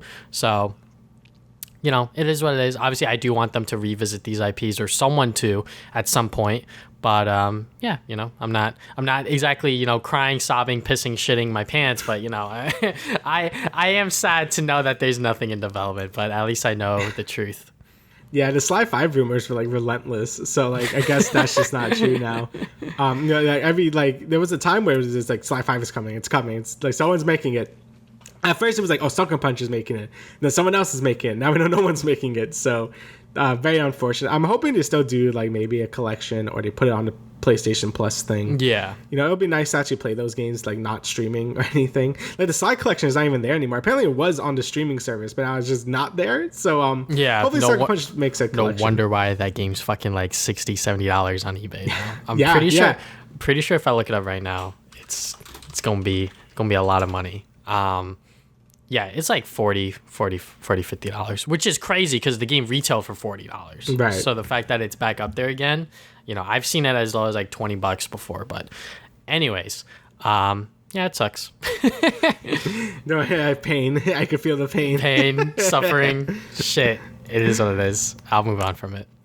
But what's not pain is that Nintendo Direct, which was surprisingly filled with a bunch of good announcements. Yeah, I didn't even watch it live because I was like, I'm gonna just look on Twitter later, which I did it. I was like, there's a Pac-Man World remake? Yeah. What the fuck?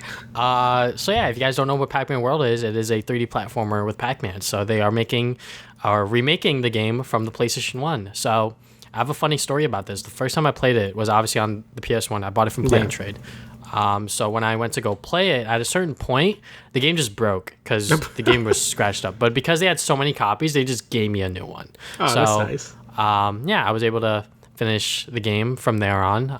My one thing about this game is that you literally have to 100% it to like finish the game, which is like, you know, I guess kind of reasonable. But like I didn't want to collect everything. So like I literally had to like backtrack and like all the goddamn levels to like get everything. But the fact that they're remaking it still doesn't feel real, honestly, just because out of nowhere I'm like, what the fuck? Like this, and like I don't know why Namco has been doing this. Like they drop Klonoa remakes and then they drop this. I'm like, well, you just drop it and don't explain yourselves. Like what the fuck? What? So that's like the second time this has happened where you can just drop that and leave. So I really didn't expect a Pac-Man World remake as well, especially because, you know, Miss Pac-Man has been wiped from existence and they can't use her anymore, and she was in those cutscenes. So I guess they're just like, we're just gonna put Pac-Mom now. Fuck it. Yeah. Pac-Mom's in it now. So wait, why can't they use Miss Pac-Man? Please explain to me. So apparently some other people made Miss Pac-Man, and Namco never apparently owned the rights to that character to begin with. So now it was over the last few years they kept suing them for like using her likeness or whatever. So instead of trying to fight it back or just buying Miss Pac-Man, they just like, we're not going to use her anymore. So now anytime Miss Pac-Man is in something, they like make her into Pac-Mom. And instead of like having a son and daughter, it's his like brother and sister or something. Like they totally like, I feel like it would have been easier just to like settle it and like just try to get the character from this person. But apparently just didn't. Just like, nah, just rewrite the whole lore, whatever. Who cares? So that's the real reason why I guess they're remaking it, since they couldn't remaster it with like Ms. Pac-Man in it. So there's a good chance we'll see Pac-Man World 2 remakes as well, maybe. Yes. Oh my god, Pac-Man World 2 is so goated. I mean, I loved Pac-Man World 2. Like Pac-Man World 1 was really good too, but I just felt like, you know, I actually think it's great they're doing Pac-Man World 1 first, because that game probably needs a remake way more. Yeah. You know, it was, you know, pretty janky, but it was still a great time. So I'm really happy that this is getting a remake out of nowhere. I actually played a bit of the Namco like Pac-Man museum they just released like a month ago. Because it was like $10 or something. It was really cheap, and it had like Pac-Man Championship Edition. I love that game. Yes. And I was just like, man, it'd be sick if they made a Pac-Man World remake or something. And then it came out. I'm like, what the fuck? So yeah, really, really good stuff. That was really exciting. Yeah, I mean, you know, the way that they're getting around it with Pac-Mom is very, very funny. Yeah. But yeah, I mean, the game itself, it looks good. It definitely looks like, you know, a lot better than the original. I mean, you know, if you look at the fucking PS1 graphics, obviously they have not aged that well, guys. No. But yeah, the game looks really, really good. It's been years since I played it, obviously, and same for you, I would assume. Yeah, so really diving back into this and you know, seeing how the levels play out and shit like that, and brand new graphics, hopefully better controls, because you couldn't use the stick, right? You had to use the D-pad, I believe. Yeah, I believe it was before DualShock was like made. So it was really, really bad. And even if you were to use the stick, the game would act like you're using the D-pad anyway. So, you know, but yeah, the game's gonna retail for $30, which is very, very good. I think that's very fair. Yeah. Yeah, very, very good. It's going to be on Switch, PS5, PS4, and Xbox consoles. So, yeah, very, very excited for that one. But I'm even more excited about Mega Man Battle Network Legacy Collection, because another story time for this game. This was my fucking childhood when it came to the Game Boy Advance. Me and my brother would play Mega Man Battle Network 4, Red Sun, just relentlessly. I don't think we ever finished the game, but we just played it so much. And yeah, this is a fantastic collection to just release. You know, you got 10 games in there, quote unquote. Yeah, but some of them are like, you know, other versions. Yeah, Red Sun versus Blue Moon, etc., etc. So, but yeah, I forgot they did a Pokemon thing. Yeah. Yeah, they did. I don't know why they did that. I'm sure, you know, the fucking Battle Network nerds can let me know what the differences are. But yeah, it's great to see 10 games just packaged into one collection, because this is a great, just like, I guess, like RPG series that I just did not know I loved so much when I was a kid. And I love Battle Network because I used to watch it on 4Kids or whatever the goddamn block was called back then on like Channel 5 Fox. You know, when I would... Yeah, it was 4Kids. Yeah. When I would like get home from school, you know, I would like watch an episode or two or whatever the hell they had. And yeah, I mean, if you look at this version of Mega Man, he just looks cool. Come on, guys. Come on. Yeah, so I always wanted to like this series when I was younger, but I never did. I don't know why. I'm like, this is weird. I don't like the grid thing. Like, what is this? And I'm like, because I like classic Mega Man, so I didn't really like the Battle Network when I was younger. But I actually played an indie game that took inspiration from Battle Network's combat style. I think it was like Road to Eden. That was like a while ago. I'm like, oh, this is actually really sick. I probably would like Battle Network now that I'm like older and like I'm obsessed with RPGs at this point. So I'm actually really excited to play this because, you know, I played all the other Mega Man series, just not Battle Network ever. So it's going to be really interesting to really go back into it and, you know, see how fun it is, because I always hear nothing but good things about the series. And yeah, I'll definitely be buying it and trying them out, since I've never have. I've always like kind of ignored them as a kid. So it's going to be nice to really go back and like, I guess, like experience what I was missing out on, you know? Yeah. This is definitely a childhood classic for me personally. I haven't played the other Mega Man Battle Network games. I've really only played Red Sun. So, yeah, I mean, if I have the time, I'll check out the other ones. It literally looks like that they're just straight up porting the games, which is fine, because I feel like for a collection like this, with as many games, it's kind of hard to like, you know, do like a remake. So, yeah, you know, just...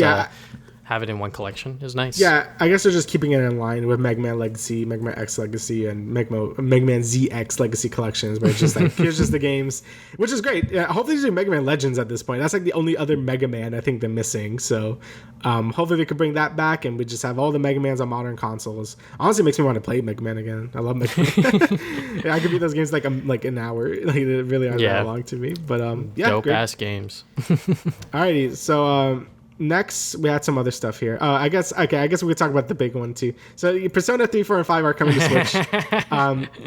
So finally they come to Switch. People have been asking, especially for Persona 5 on Switch, for like fucking ever at this point. And they're all coming, well, 5 is coming out October 21st and 3 and 4 are coming out soon. So sort of the same as like the Xbox announcement. Kind of weird they didn't like announce them all at the same time. Like, oh, like, you know, when the Xbox announcement happens, that was also coming out for Switch. But I guess they want to save it for this Direct, so whatever. So yeah, great news for Switch owners. You know, people want Persona on Switch forever.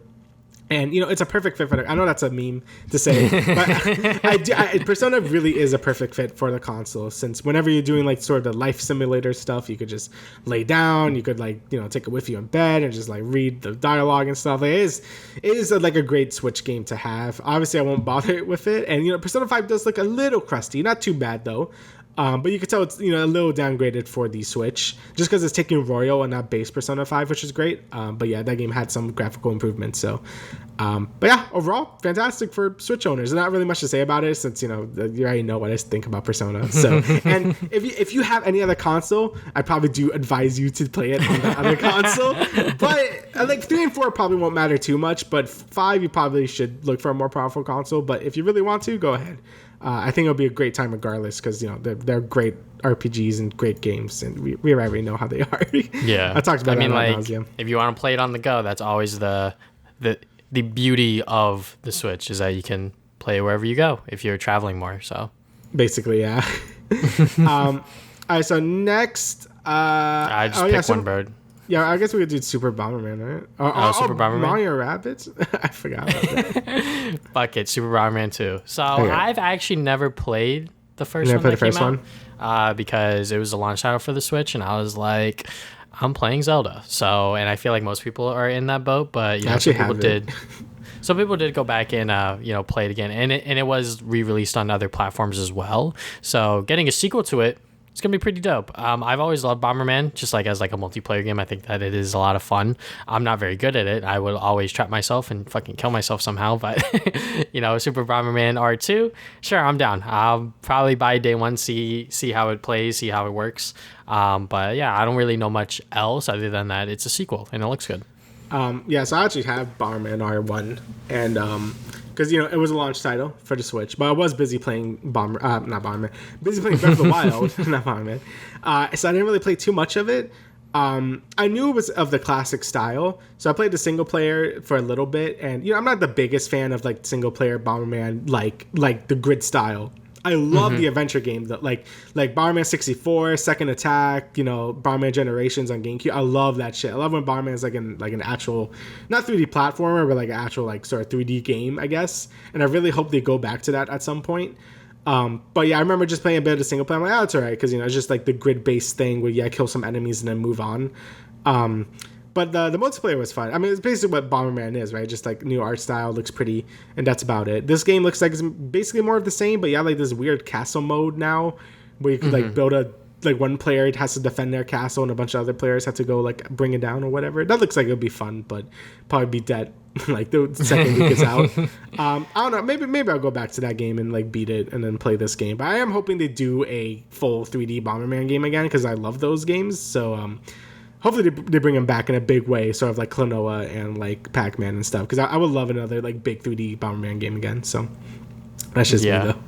I guess we're building like it's Fortnite. Yeah, it's basically Fortnite. But yeah, Mario Rabbids Sparks of Hope was shown off again. I don't know how they keep fucking doing this, but Ubisoft, y'all got to get better security. How does this shit get leaked every single time? Yeah. It gets leaked every single time before it gets announced. So it was leaked that it is coming out later this year on October 20th. But yeah, I mean, it looks like more Mario Rabbids. I think that they're improving certain things, but I can't really tell unless they really explicitly said it. I played a little bit of the first game. It's really good. I mean, it's a good like XCOM clone, basically. This time it looks like you have more freeform movement and stuff. It's not like strictly on a grid anymore, which is kind of weird. I don't know how they're gonna handle like movement like counts anymore because it's not like tile based. But it looks like you can do some wacky stuff. What happened? Maybe like seconds, like how long you're moving for. It could be, yeah. It could be like how many steps, how many like seconds you moved or something. Because I don't know how they're gonna balance that, but it is pretty cool that you can have more freeform movement and stuff. And besides that, I think you can also like Mario doesn't have to be the lead anymore. I think anyone could be like the lead, so you don't have to have him in your party anymore, which is cool. So if you don't like Mario, you can just change him for like Bowser, which is in the game now, so that's cool. Or Rabbid Mario. It looks like a good time. I mean, I should probably finish the first one as well. There's a lot of games that I kind of just near beat, but there's never enough time. But yeah, I really did enjoy what I played of the first Mario Rabbids. It's actually a really good like tactics game for some reason. I don't know how that happened, but this game's like shaping up to look like like a better version of that. So looking forward to whenever this game comes out, October 20th. We'll see if I have time. There's a lot of other games coming out, so we'll see if I get to it. But at some point, I'll probably buy it on sale because Ubisoft games always go on sale. But looks like a good time as well. This game is very weird. I mean, the first one is Kingdom Battle, not just because of the concept, but because of like the price. So like it goes on sale a lot, but when it's not on sale, it's just straight up $60. And I'm like, I feel bad for whoever's just gonna buy this at full price without knowing that the game's like not even worth that much retail anymore. Like it really should be like $40 at this point, but it is a Mario game, so they're very very fucking hesitant on doing that shit. Yeah. The fucking Nintendo tax, but is there another game you want to talk about from here? Yeah, the Giant Quest Treasures game looked fun. They talked about this like a year ago in like a Dragon Quest like sort of event thing. And I didn't really know said what it was, but now it's sort of like I guess like a 3D action RPG where you could take like the monsters and like make them your ally, which is cool. Dragon Quest already did that with the Joker series, and I actually really liked that as a kid because it was kind of just like Pokemon, and I'm like, oh, that's sick. So it looks like they're doing that, but like in an action RPG setting, which is good. Always like the RPGs that let you like summon monsters or like use them for like various means and stuff. Always like enjoy that sort of team building and stuff. So hopefully that game has that as well. It looks pretty cool. I hope it's not only going to be on Switch. So, like, hopefully I can get on PlayStation. I think I can because it did look a little crusty again on Switch. But yeah, it looks pretty good. Hopefully it comes out good. It's coming out December 9th, so really late into the year. But yeah, it definitely looks like something I would pick up. It also connects, I guess, to Dragon Quest 11, since those two characters were in 11, just like they're aged down now for some reason. So I guess it's like in their past or whatever. But it just looks fun regardless. I think Dragon Quest spin-offs are always like really fun actually. I guess there's two more things I kind of want to talk about. The Nier remaster, or not remaster, but Nier port. That's cool. It's coming on Switch. I know you sent me that meme where it like looks crusty. And again, that's just how it is. I have to give them props for it at least not being a cloud version. A lot of these are a native port, and I read it. I would rather have that than a cloud version. I saw so many clips of people playing like Kingdom Hearts 3 on Switch and just like Sora's just in a fight and disconnected. It's just like I'm like, that's so sad. Like that looks so bad. So yeah, I'm happy Square or Platinum were able to be like, okay, we're just gonna make this a native port, and it looks okay for the most part. I'm more worried about its performance than anything because the game could barely run on PS4 when I was playing it back then. So hopefully they fixed it and made some more optimizations and stuff. I highly doubt it, but we'll see. Regardless, Switch owners can now play one of my favorite games ever. I love Nier Automata like a lot. So yeah, hopefully the port is good. And yeah, that's about it. A lot of the other stuff we already knew. All right, that was that weird Square game, the Harvestella or whatever. That looked pretty fun. Yeah. It's like an RPG, like Stardew Valley type thing. I'm always kind of down for that, so that looks pretty good. And obviously Sonic Frontiers we're to talk about. So. One last thing, Blank, that game with the deer and the wolf. Oh, yeah. That one looked really cute. That was cute. And it seemed like a game right up my alley, sort of like a story-driven game with no dialogue. They're not going to talk to each other as fucking, animal creatures or whatever. But yeah, Zootopia. It looks very stylized. It looks very kawaii and shit. That looks cute. Yeah, it looks like one of those indie games that are like very like you feel, and then probably makes you feel bad in the end, but then feels okay. Like be depressed now. One of them's gonna die, or both. Who knows? Fuck. Big sad. But yeah, overall the director was really good. I think a lot of people got things we wanted. Got some good ports coming, got some good remasters and stuff, got some new game announcements, Persona. So yeah, it was honestly like a really good direct. A lot of people were downplaying it because it's going to be a third-party showcase, whatever. Who cares? And then everyone shut up when they saw Pac-Man. So that's just like shut up. Pac-Man World? No way. I always judge it after it's done. I'm like, okay, let's see what they got. Let's see what the third parties are. And they really brought it up. This, Capcom, Namco. They really. Wasn't the last third-party showcase they showed Klonoa, guys? Come on. Yeah, so like obviously just give them a chance. I always want to watch a direct before I judge it immediately. So, but you know how Nintendo fans are. But of course. But yeah, Pac-Man World. Mega Man Battle Network. I'm very, very excited for those two. Those are the two highlights. And yeah, the fact that Pac-Man's coming out next month now, because now we're in July, it's coming out late next month. That's going to be exciting. We're going to be in school at that point, so that'll be maybe a little hard to play, but But I start school at the end of August, which is good. And but most of that time is going to be Xenoblade, baby. That's all Xenoblade time. So I will get to Pac-Man when I'm done with Xenoblade. There's a lot of things coming out August, but Xenoblade is going to eat up everything. So yeah. Yeah, don't bother Damian in August, but anyways. Moving on to the final discussion we got here is our talk on Stranger Things 4, the finale, Volume 2. So, yeah, I mean, we and you woke up bright and early. I woke up at 7, you woke up at like 8 or some shit. Yeah, so, we got right to it. 4 hours later, here we are. Yeah, I mean, I watched a YouTube video talking about Season 4 before, obviously, Part 2 came out. So... my thought process on Season 4 has changed a little bit, unfortunately. Okay. Just because the way that he talked about it, I was like, yeah, you know what? The fact that they, like, went back and, like, retcon, like, a lot of different things with, like, 11 and, like, the past and, like, how the Stranger Things timeline is and shit like that. I'm like, okay. Like, I can see his critiques, but am I, like, 100% sold on it? Maybe, like, 30% on it. Right.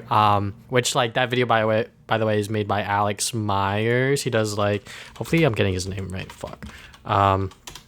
He does, like, a lot of videos on, like, CW shows, mainly Riverdale and shit like that, and he did one on Stranger Things 4. So, after watching that video, it kind of twisted my opinion on season 4. But anyways, I fucking love this finale. Yeah. It was a lot of fun. Obviously, also depressing, just because it's like, all right, they're gonna fight Vecna. This plan, kind of dog shit, gonna be honest. But yeah, I mean, it sort of is like the end game of Stranger Things, where like they lost, kind of thing. Yeah, the Empire Strikes Back. Yeah, I obviously after watching Infinity War, it was like, oh, okay, like that can happen. They can lose, Right. So like a lot of other series and shows are like, yeah, I guess we can do that too. So I guess Stranger Things is sort of taking a page out of that book, but yeah, just like watching everything that happened, seeing 11, actually make her own choice, and seeing fucking Dr. Brenner actually just be a fucking douchebag and shit like that. I'm like, yep, that's his character. That's definitely his character. Oh yeah. He's like, lead the shot. I'm like, yeah, bro, lead the shot. But yeah, I mean, I could kind of get what you mean, or what that YouTube video is trying to say, where they did kind of retcon a lot of things, and that's probably because of that failed like thing to try to do with the other numbers and stuff to begin with. But honestly, I don't really care.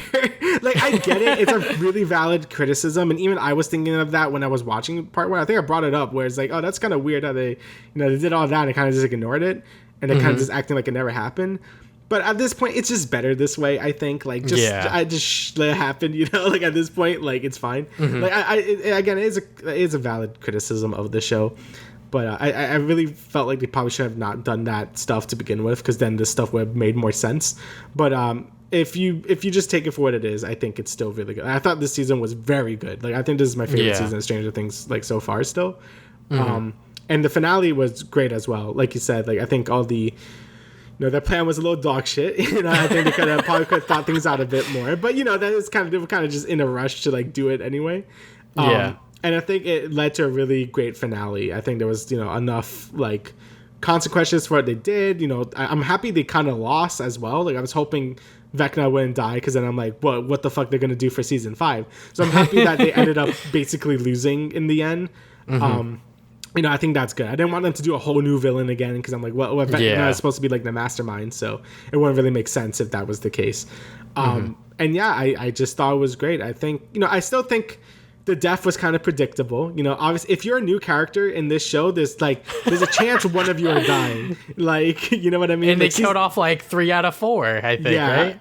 Yeah, like they killed what's his face, Eddie. They killed the douche lord, the freaking Jason, the jock guy. Yeah, Jason. Oh my god, his death just happened. Like, they were just like, he's on the ground, it's opening.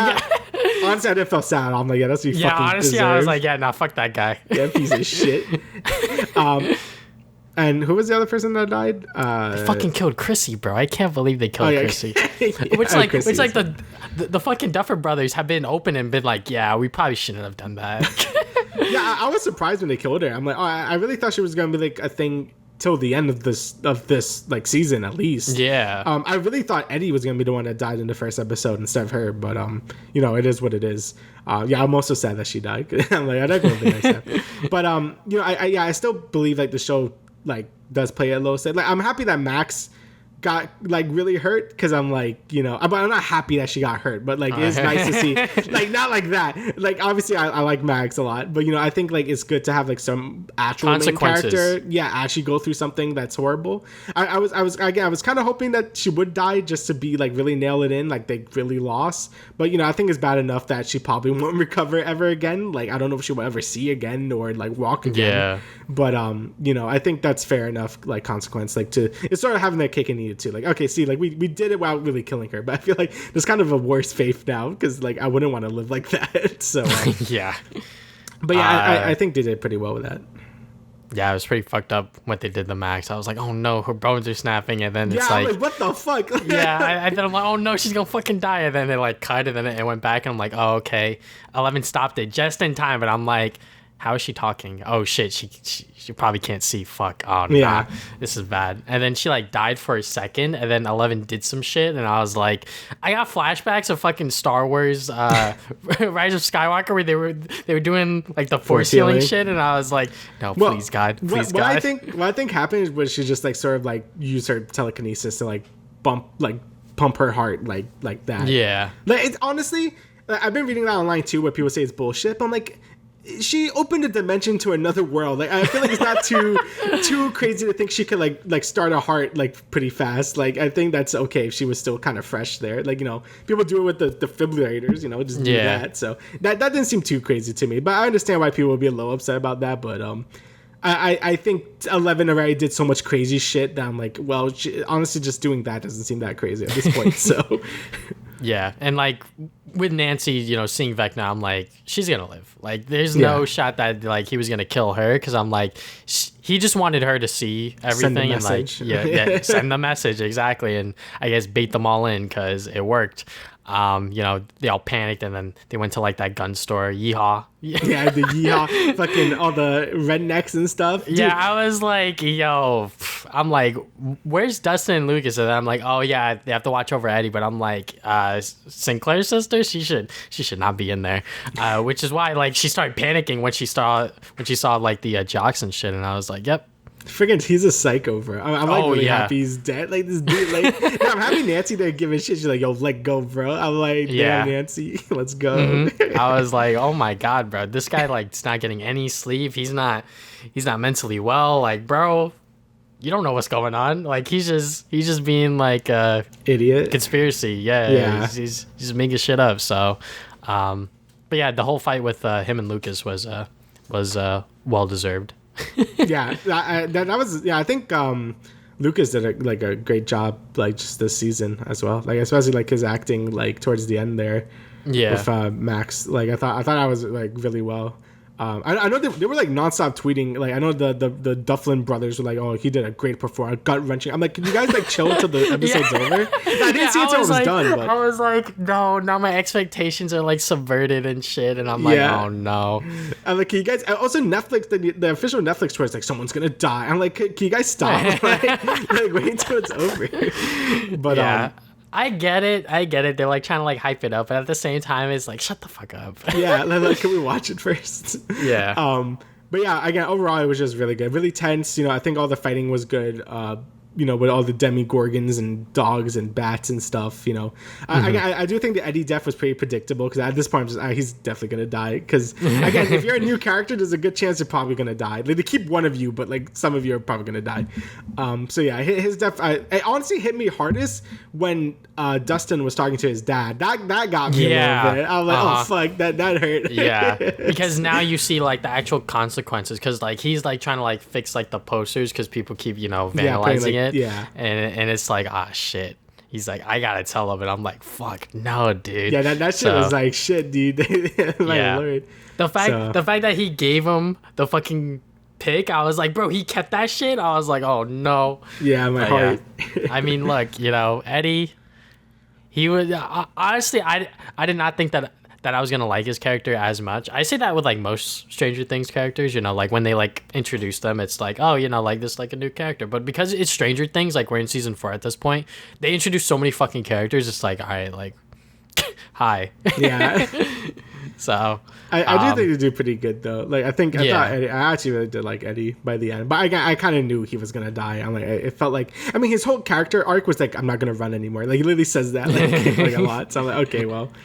I see how this is gonna go. Yeah.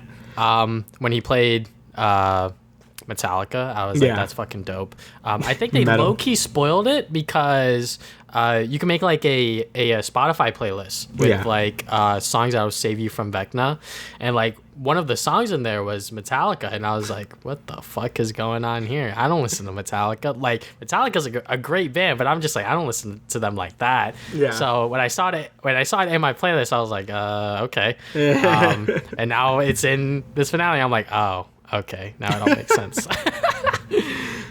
But yeah, I guess the end of all the character arcs were like really good as well. Yeah. You know, like you know, Joyce and Hopper had fun times, and like they went back to America and stuff.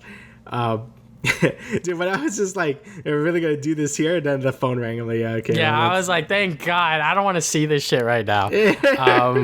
But yeah, just seeing.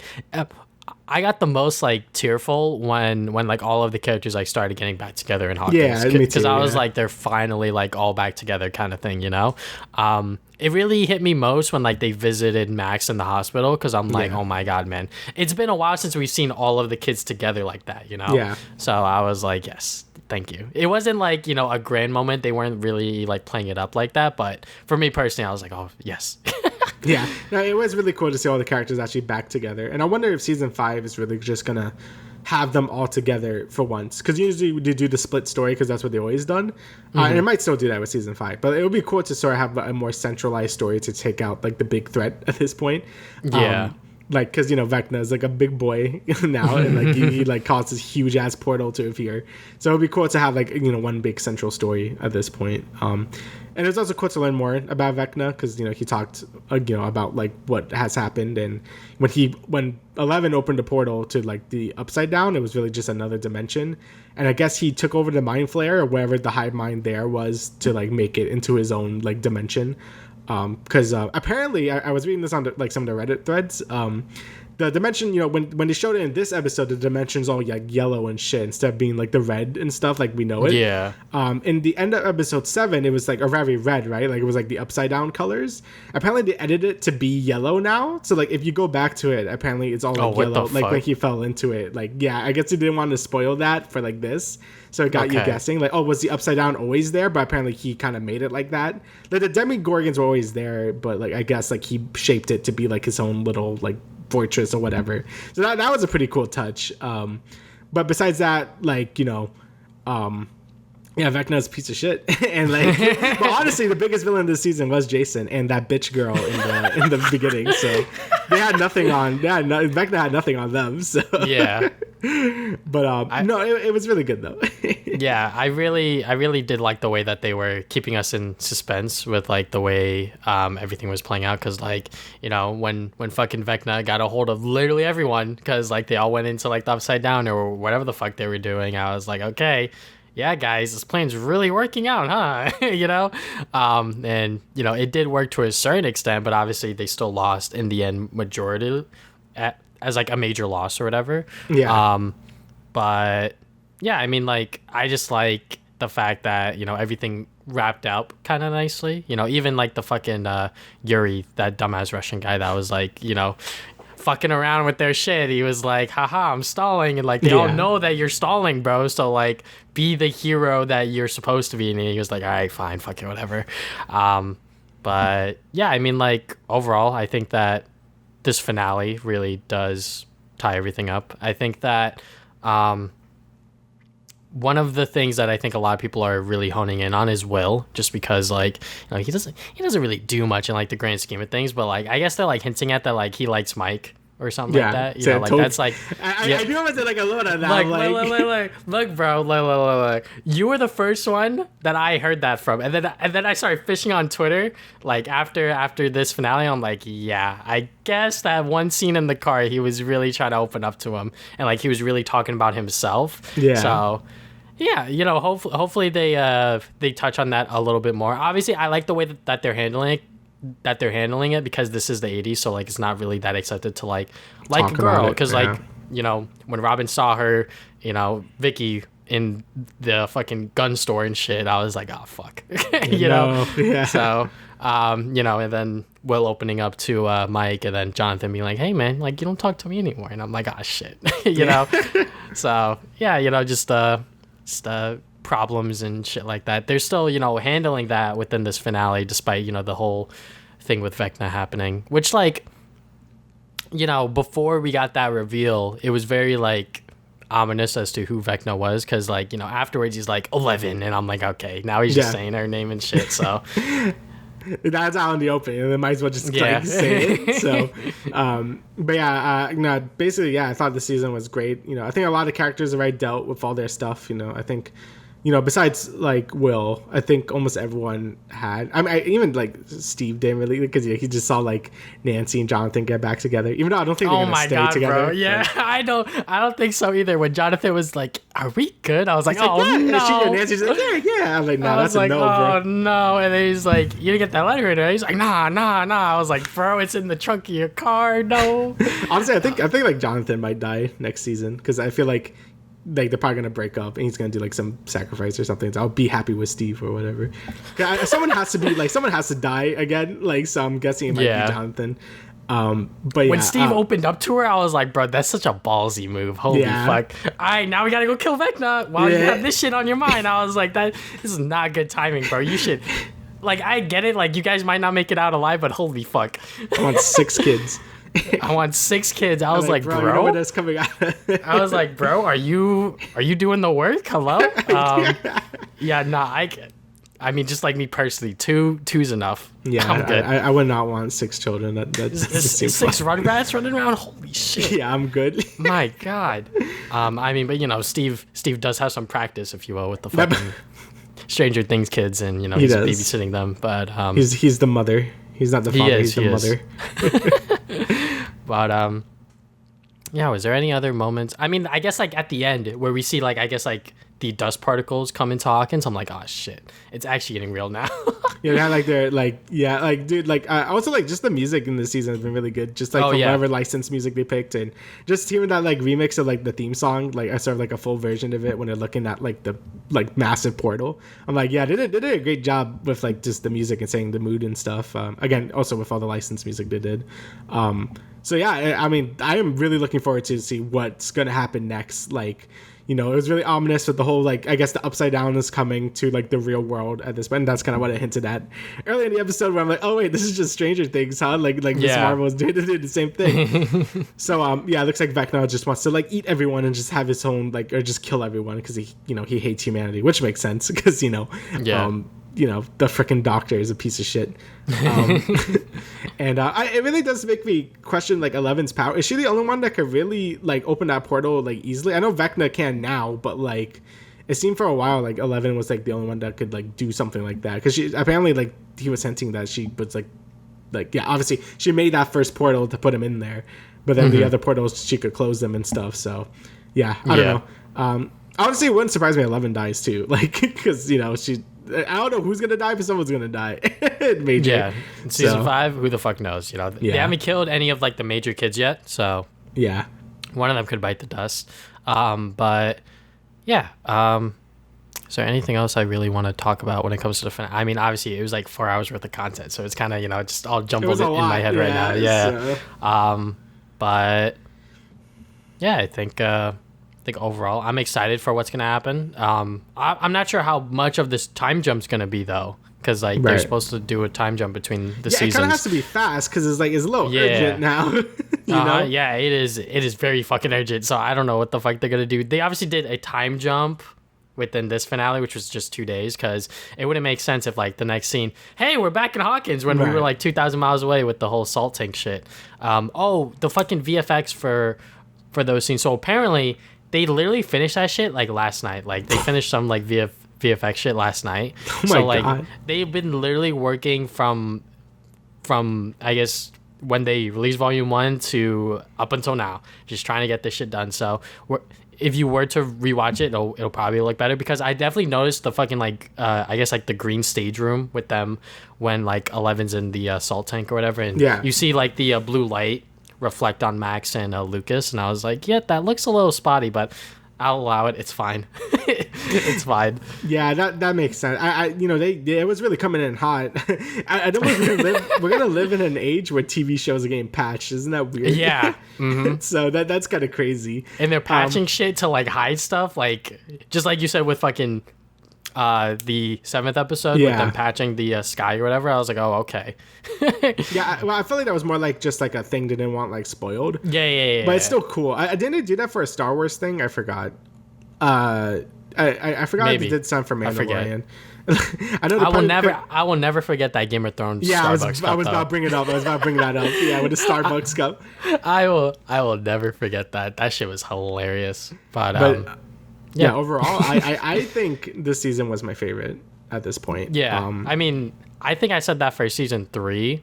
So maybe I'll hold off a little bit on it. But like overall, like I think if you were to watch this fucking like 10-hour movie, if you will, Yeah. because that's pretty much what this season is, it's great. Like it is, I can say that it's definitely top 2.